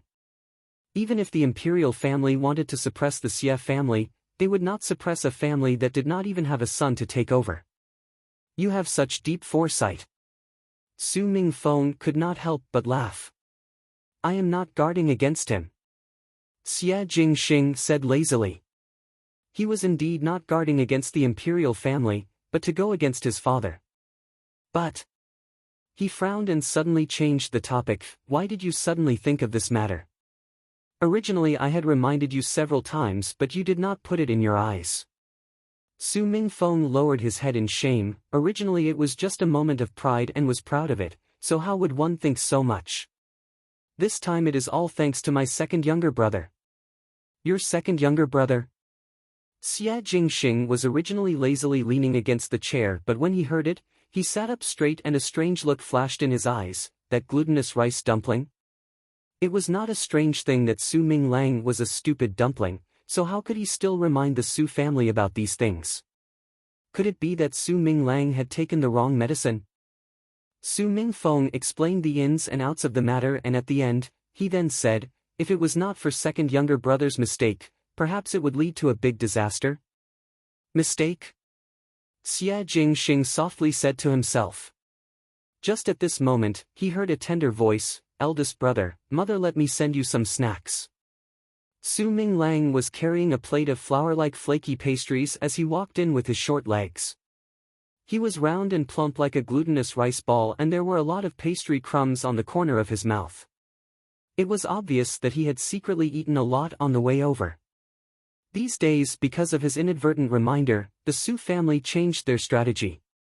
Even Master Su, who was most dissatisfied with him, for the first time ever felt that his son was of great use, intelligent and agile, and a great wisdom looks foolish. Su Furen kept on making delicious food for him, and in just a few days, Su Minglang had gained a lot of weight. He saw that Xie Jingxing was still around and could not help but lower his voice by a few degrees. He did not know why, but he was somewhat afraid of his older brother's handsome good friend. Su Minglang placed the snacks on the table and threw a sentence, "Eldest brother, I am leaving." He turned around and was about to run, but he did not want to be grabbed by his collar. Turning back to look, that youth was dressed in brocade clothes as he gently crouched down and touched his head. That pair of peach blossom eyes were smiling and lively, but his eyes were incomparably cold. He asked, "Who taught you to say that?" Su Minglang's eyes widened. "When the cunning rabbit is dead, the hound is cooked." Xie Jingxing smiled evilly.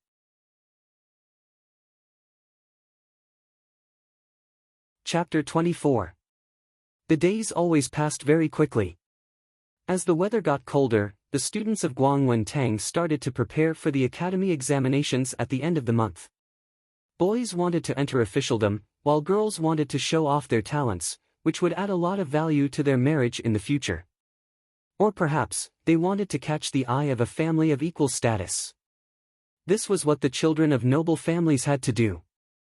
Even a pampered female like Feng and Ning also started to work hard these days.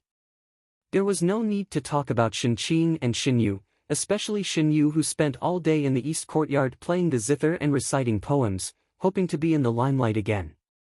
Xinyu and Shenqing were already 15 years old, and according to the rules, it was time for them to look at each other. The females of Ming Qi would be married at around 16 and could be engaged at 15. The reason why Shenqing and Xinyu were hesitant was because their eyes were too high and they did not look up to those who were ordinary, but those who were too high did not know what was good for them. In the end, these two households all turned their eyes towards Prince Ding at the same time. Among the late king's 9 sons, only the 9th, Prince Ding, was not engaged and was only in his early 20s, so it was time for him to get married. However, due to various reasons, the position of the imperial concubine was still undecided. Like a piece of delicious cake, Prince Ding would personally be the examiner in the academy examinations.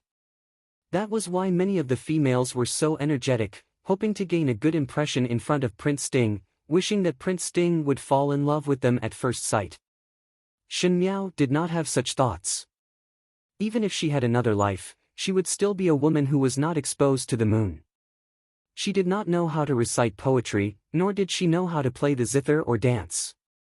After all, he couldn't stand on the stage and talk about the important matters of the court. What's more, she did not want to have any relationship with Prince Ding. In the previous lifetime, Prince Ding used her Shen family, harmed her children and slaughtered her entire family. This debt must be settled sooner or later.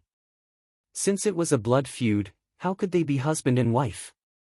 Feng and Ning asked her, "Why are you not reading? Seeing that it is almost the end of the month, if you were to drop your tail again, wouldn't it make others laugh their teeth off?" Originally, after Shen Miao fell into the water once, she was much calmer. She thought that Shen Miao was suddenly enlightened, but now it seemed that it was the same as before. He was still that stupid and ignorant student. Shen Miao said, "Since one would not understand, why waste time?" Yi Pei Lan, who heard this, laughed out loud and mocked, "Mud can't help a wall, that's all." Shen Yu was talking to Shenqing and pretended not to hear what was said here and did not help to resolve the situation. These days Shen Miao did not fawn on them like before, and they were displeased in their hearts. He could not wait to see Shen Miao make a fool of herself. Shen Miao did not seem to hear Yi Pei Lan's words and got up, "I will go for a walk in the garden." After she left, Yi Pei Lan curled her lips. "You ran away because you had nothing to say, you really are as timid as a mouse. Have you said enough?" Feng and Ning frowned. "Have you done well in your studies?" She had some prestige in the No. 2 high school and was pampered by her family.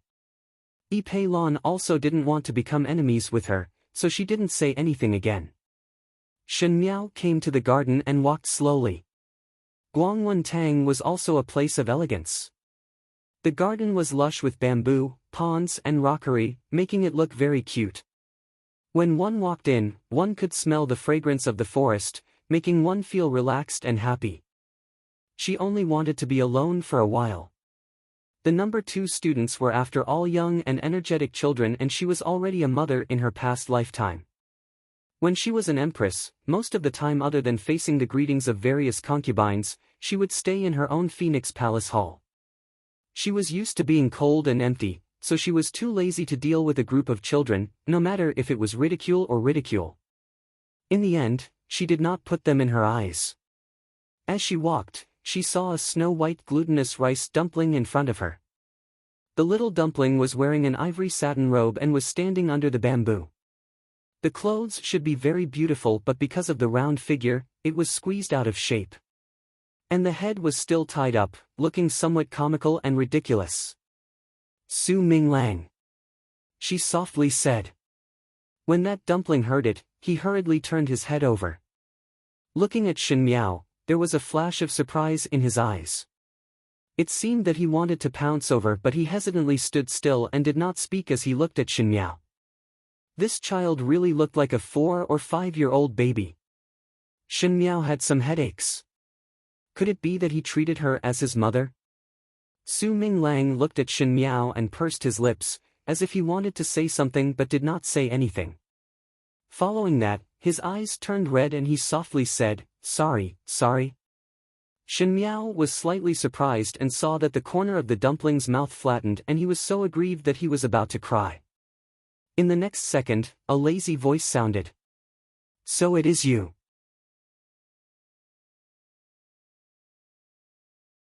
Chapter 25. So it is you. A handsome youth walked out from the bamboo forest. He was also wearing an ivory white embroidered robe with silver thread. Compared to that white dumpling, he was really elegant and slender. He stopped in front of Shen Miao and looked down at her with a probing gaze.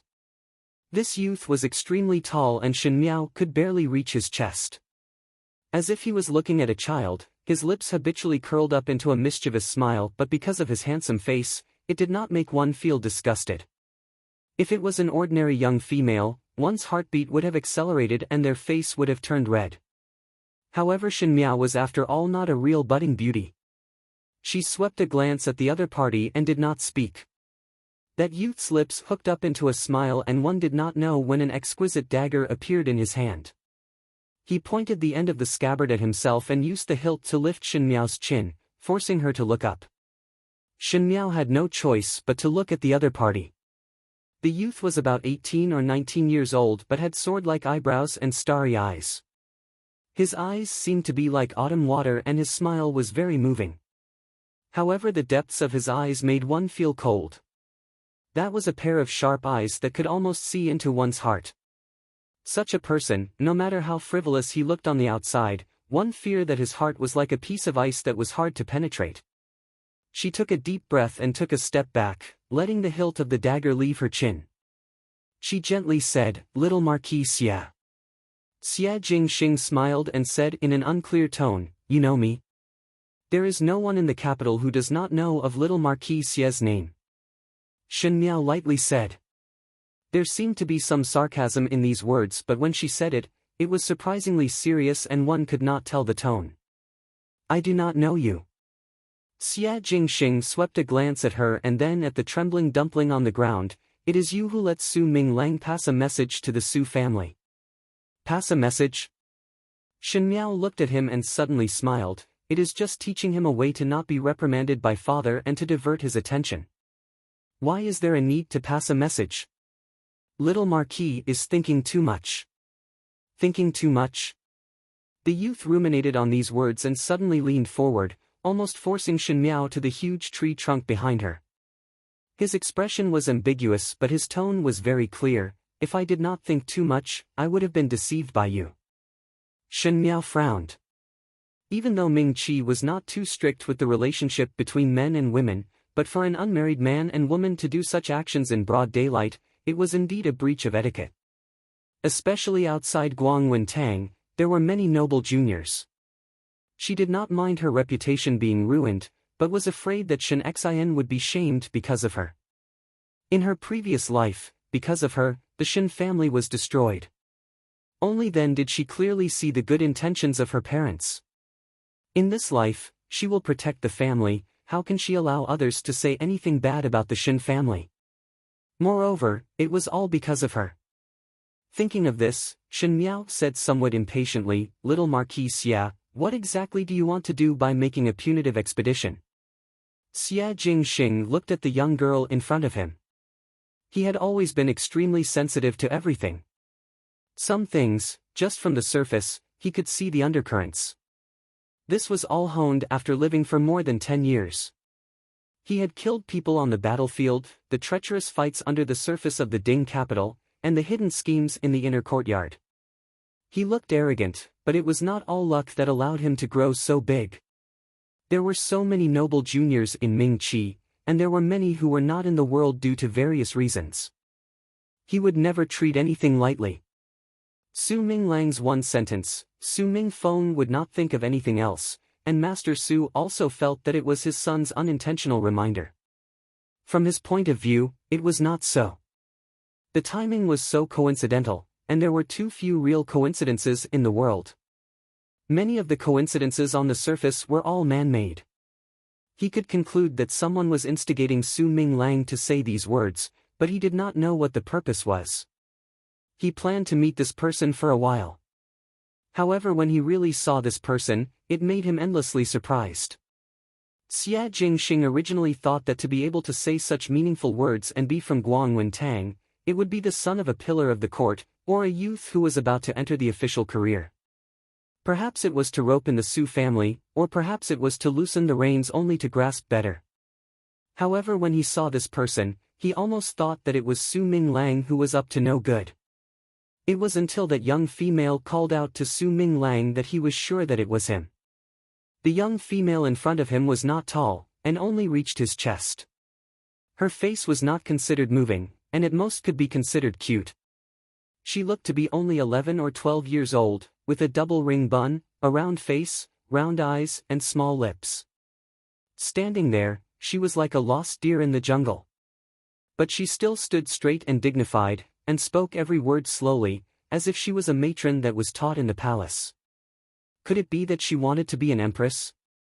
If he did not see it with his own eyes, Xia Jingxing would have choked on his own saliva. Looking up and down, left and right, it was just a silly little girl. Until he spoke a few words with her. Her face was childish but her tone was calm.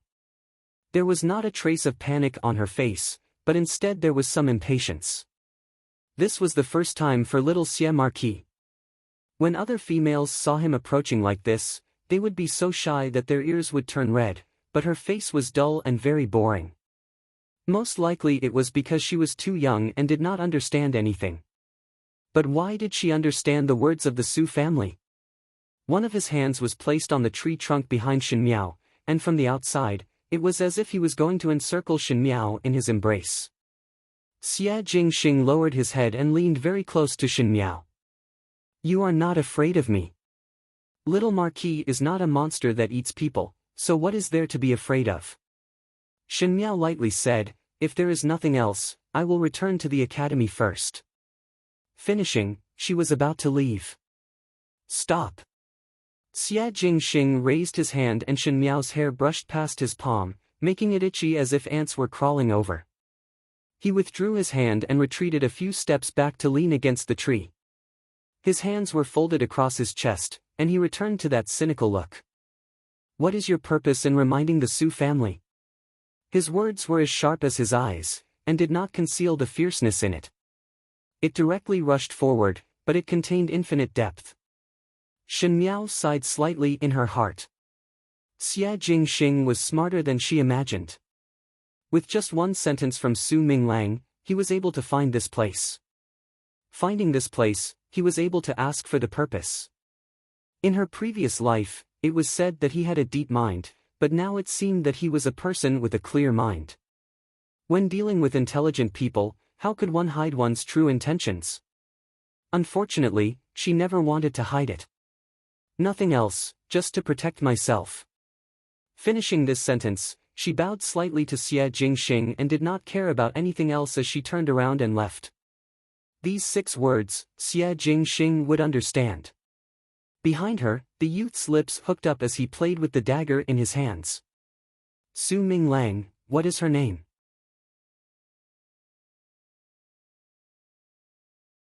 Chapter 26.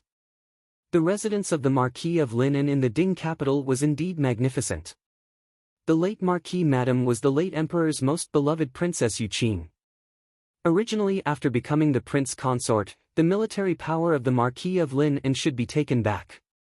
Unable to withstand Princess Yuqing's coquettish act, the late Emperor actually let her do as she pleased.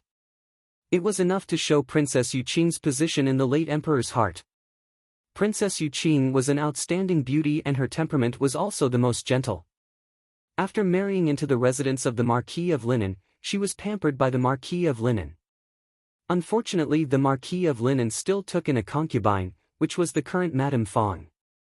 If one were to say that Princess Yuqing was born to be a lady from a wealthy family and was good at dancing, this Madame Fong was like a pretty jade from a humble family. It was Madame Fong's father who had done a favor for the Marquis of Linan, and afterwards when Madame Fong's family was defeated, Madame Fong's father used the favor to threaten and finally let the Marquis of Linan marry Madame Fong as a concubine. A good concubine was different from an ordinary concubine. She could not be beaten or killed at will. In addition, Madame Fong was really humble and did not have any jealous behavior, thus the Marquis of Linan did not take it to heart. Most likely the sons of the noble families were used to seeing 3 wives and 4 concubines, and it was rare to see someone like the Marquis of Linan who only took in 1 concubine. The Marquis of Linan did not feel anything wrong. It was a pity that the way men and women looked at things, especially when it came to concubines, were poles apart. The Marquis of Linan felt that it was not a big deal to take in a concubine as a concubine was only a plaything. The person in his heart was still Princess Yuqing, but Princess Yuqing was different. Princess Yuqing grew up under the doting of the late Emperor and after marrying into the Marquis residence, she lived a pampered life. Her husband only had her as his official wife, so she was used to such a life. Who knew that a concubine would suddenly appear, and at that time Princess Yuqing had just given birth to Xie Jingxing and was hit by this matter even before her confinement. Madame Fong came over to pay her respects to Princess Yuqing every day. Her dressing was very proper. It was fine if she didn't come, but when she came, Princess Yuqing felt extremely vexed. If Princess Yuqing was an ordinary princess, she could casually find a way to secretly trip up Madame Fong and it would not be impossible to get Madame Fong to leave. But Princess Yuqing had always been protected extremely well and had always been an innocent and unaffected person, so how would she use those underhanded methods? It was the Princess Dowry Nanny who thought of a way to secretly find a reason to drive Madame Fong out without telling the princess. Who knew that he did not succeed and was even discovered by the Marquis of Linan. Even though the Marquis of Linan was usually unruly in his actions, he had an open and candid temperament and could not bear to see females playing tricks, thus he immediately reprimanded Princess Yuqing. Ever since Princess Yuqing married the Marquis of Linan, it was the first time she quarreled with the Marquis of Linan. She was someone who could not tolerate grievances, so she did not speak about the Momo's matter and only went tit for tat with the Marquis of Linan. Finally the Marquis of Linan was so angry that he brushed his sleeves and left. She originally thought that the Marquis of Linan would come to see her in a few days, but who knew that a month had passed and the Marquis of Linan was only resting at Madame Fong's side. One must not be sad during a female's confinement period, so Princess Yuqing vomited and became seriously ill. The Marquis of Linan still loved his wife deeply and wanted to come over to visit Princess Yuqing, but unfortunately received the imperial edict that night and did not even greet Princess Yuqing before leaving.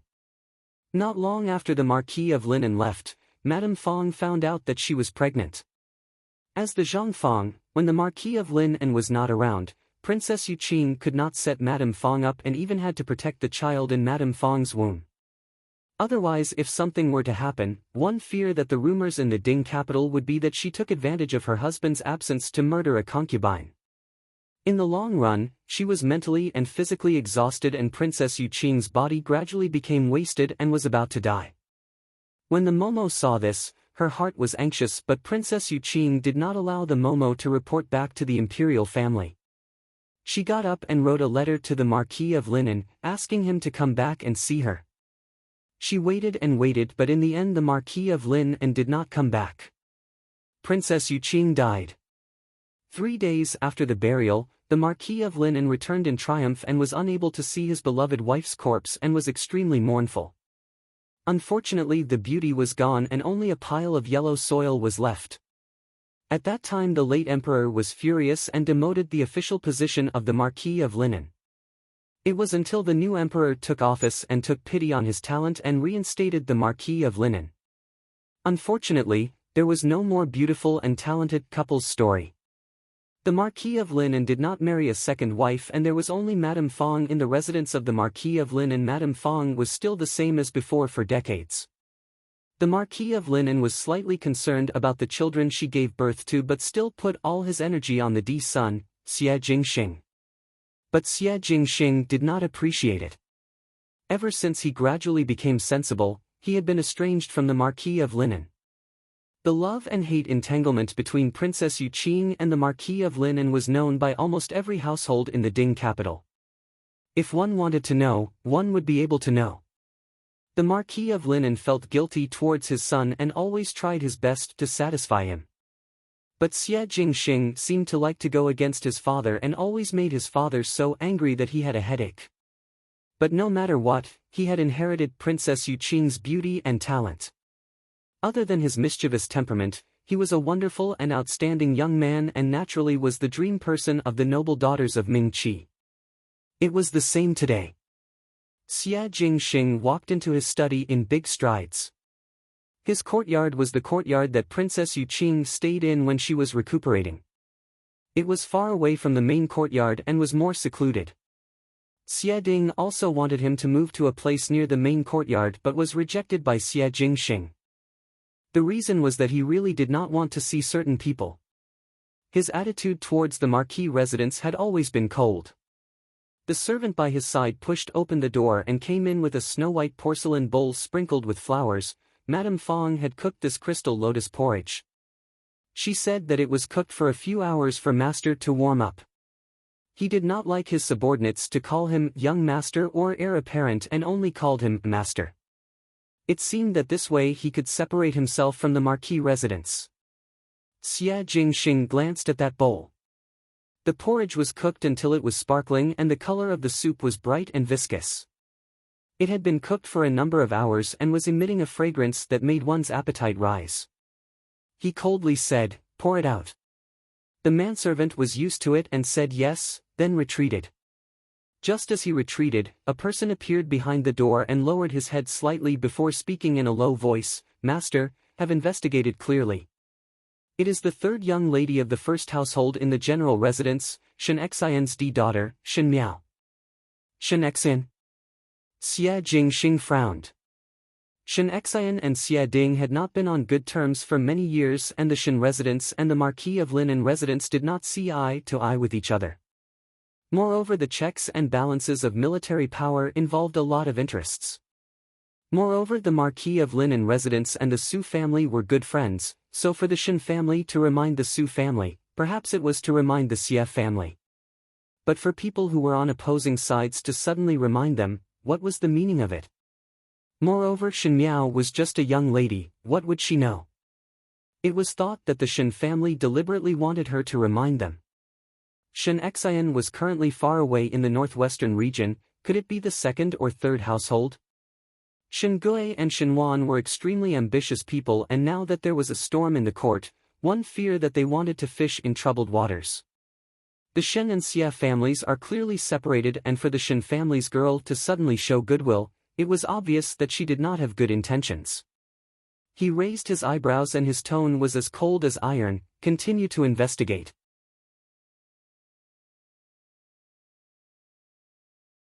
Chapter 27.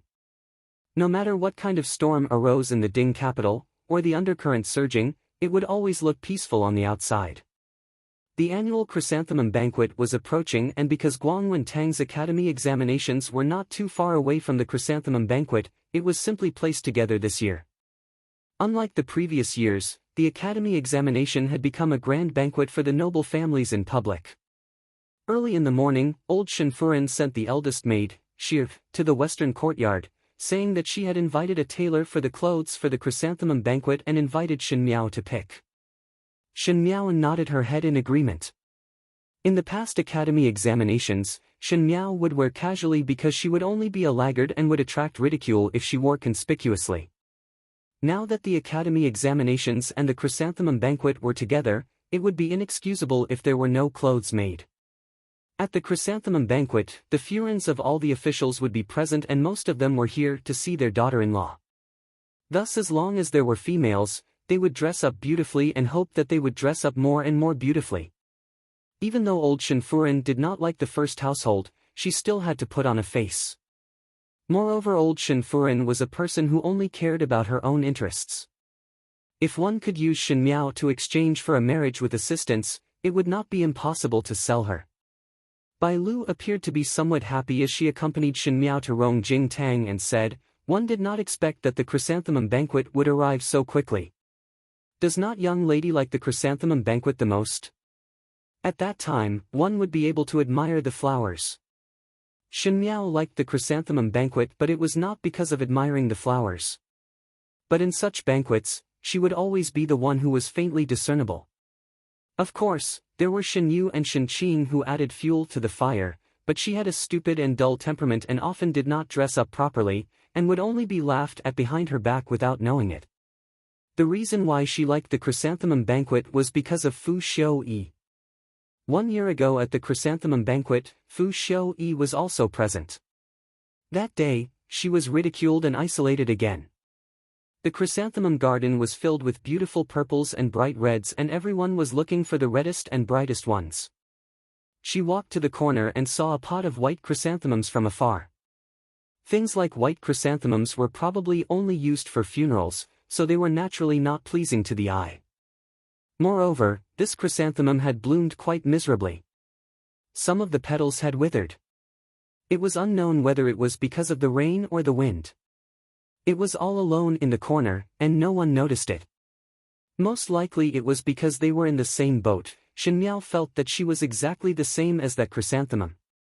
He was all alone, a pitiful little thing that no one was looking at. Just as he was sighing in his heart, he saw a man in luxurious clothes walk up to the chrysanthemum. He reached out his hand to pick up the flower branch and gently stroked the petals. Someone beside him asked, "Ninth brother, this flower is so miserable. What's so nice about it?" The well-dressed man smiled. "I pity that it's weak and helpless." How pitiful. It was this sentence of pity that it was weak and helpless that made Shin Miao have a good impression of this man. When the man turned around, she was even more mesmerized by his handsome appearance. Afterward Shin Miao got to know from the mouths of the womenfolk that it was the current emperor's 9th prince, Prince Ding, Fu Xiu-yi. Perhaps there was no reason to admire a person when one was young. Fu Xiu-yi's words were clearly talking about chrysanthemums, but she felt that she could empathize with him. She thought that if she married such a gentle person, he would definitely cherish her like how he cherished a lonely flower. Unfortunately, she was still wrong in the end. Fu Xiu-yi pitied the delicate flower, pitied the world and pitied Mei Furin, but never pitied her. Everything that she had done, in his view, was based on the responsibility of a wife. Those days where they treated each other respectfully was nothing more than a play that Fu Xiu-yi put on with her while enduring his disgust. He also did not pity that chrysanthemum and just casually mentioned it, but she took it seriously. "Young lady." Unknowingly she was lost in thought and did not realize that she was already at the entrance of Rongjing Tang. Bai Lu quickly called out to remind and Shin Miao then followed Shirin. Shin Yuanbo was not present today and old Shin Furin was wearing a green and white embroidered long robe. She was already in her 70s years of age but was still wearing such a fresh green color which made her face look like a female ghost. But she herself was not aware of it. Shin Yu and Shin Qing were standing beside their respective mothers. The second household had 2 Shu daughters but Ren Wanyun was too overbearing and in this kind of banquet, the Shu daughters were not allowed to go out and steal the limelight. As for the third household, other than Chen Roqiu, this official wife, Shenwan only had a Tongfang, not to mention any Shu sons and Shu daughters. Thus in this way, only the D daughters of each household were able to get the invitation to attend the flower banquet. Shen Miao greeted old Shen Furan, and Ren Wanyun looked at Shen Miao and smiled. Little Five is here. Quickly come and pick the cloth. Later Li Nyang will measure for you all. Shen Qing giggled, second younger sister and I have already picked and are waiting for you to pick. It was obvious that Shi'er came late, but it seemed like it was her fault, leaving everyone to stay in Rongjing Tang. Shen Miao was too lazy to argue with her and walked to the soft couch that was spread out with the cloth. Li Nyang was a 30-plus-year-old middle-aged woman, and the new clothes of the entire Shen residence were all bought from her family's shop. When she was young, she had learned some embroidery skills from the female officials in the palace, and the clothes she made were also very beautiful. There were 5 or 6 pieces of cloth spread out in front of her, and 1 piece of begonia color and 1 piece of smoky pink color had already been picked out by the side and were taken away. Needless to say, it must be Shen Qing and Shen Yu. The scene of the previous lifetime was still vivid in her mind. That day at the chrysanthemum banquet, Shen Qing wore a begonia-colored dress with scattered flowers and looked very warm and generous, making her look more delicate than a flower. And Shen Yu wore a bright pink embroidered white pear blossom satin thin dress, making her look even more delicate and pure. And she wore a light yellow dress with the golden necklace and jewelry that old Shen Furan gave her, making her look like a joke that she was not aware of. And that light yellow cloth was picked under the instigation of the daemon and older sister. Shen Yu smiled and said, "Fifth younger sister's skin is fair, why not pick that light yellow dress? Moreover, it can also make one look lively and cute. It really complements." Shen Qing also nodded her head repeatedly, correct. Looking at the rest of the cloth, it seems that the light yellow suits fifth younger sister better. Chen Roqiu's lips had a smile, but she did not speak. There was a trace of ridicule in Ren Wanyun's eyes. Shen Miao did not know how to pick clothes. Shen Furan was not in the residence all year round and her mother was not around, so it was inevitable that a child would have a lot of advantages. The rest of the people in the Shen residence all had their own ulterior motives, so how would they sincerely teach a young lady how to match clothes? Thus in the long run, Shen Miao would only follow beside Shen Qing and Shen Yu, and whatever they said, Shen Miao would just pick. For example, that light yellow material, it was true that it complemented her skin, but it looked too childish and cheap. Coupled with those golden jewelry, it was like a daughter of a landlord. Gu Yu and the rest wanted to persuade her to throw away those jewelry, but she was stubborn and rushed to lose face. It was really ridiculous.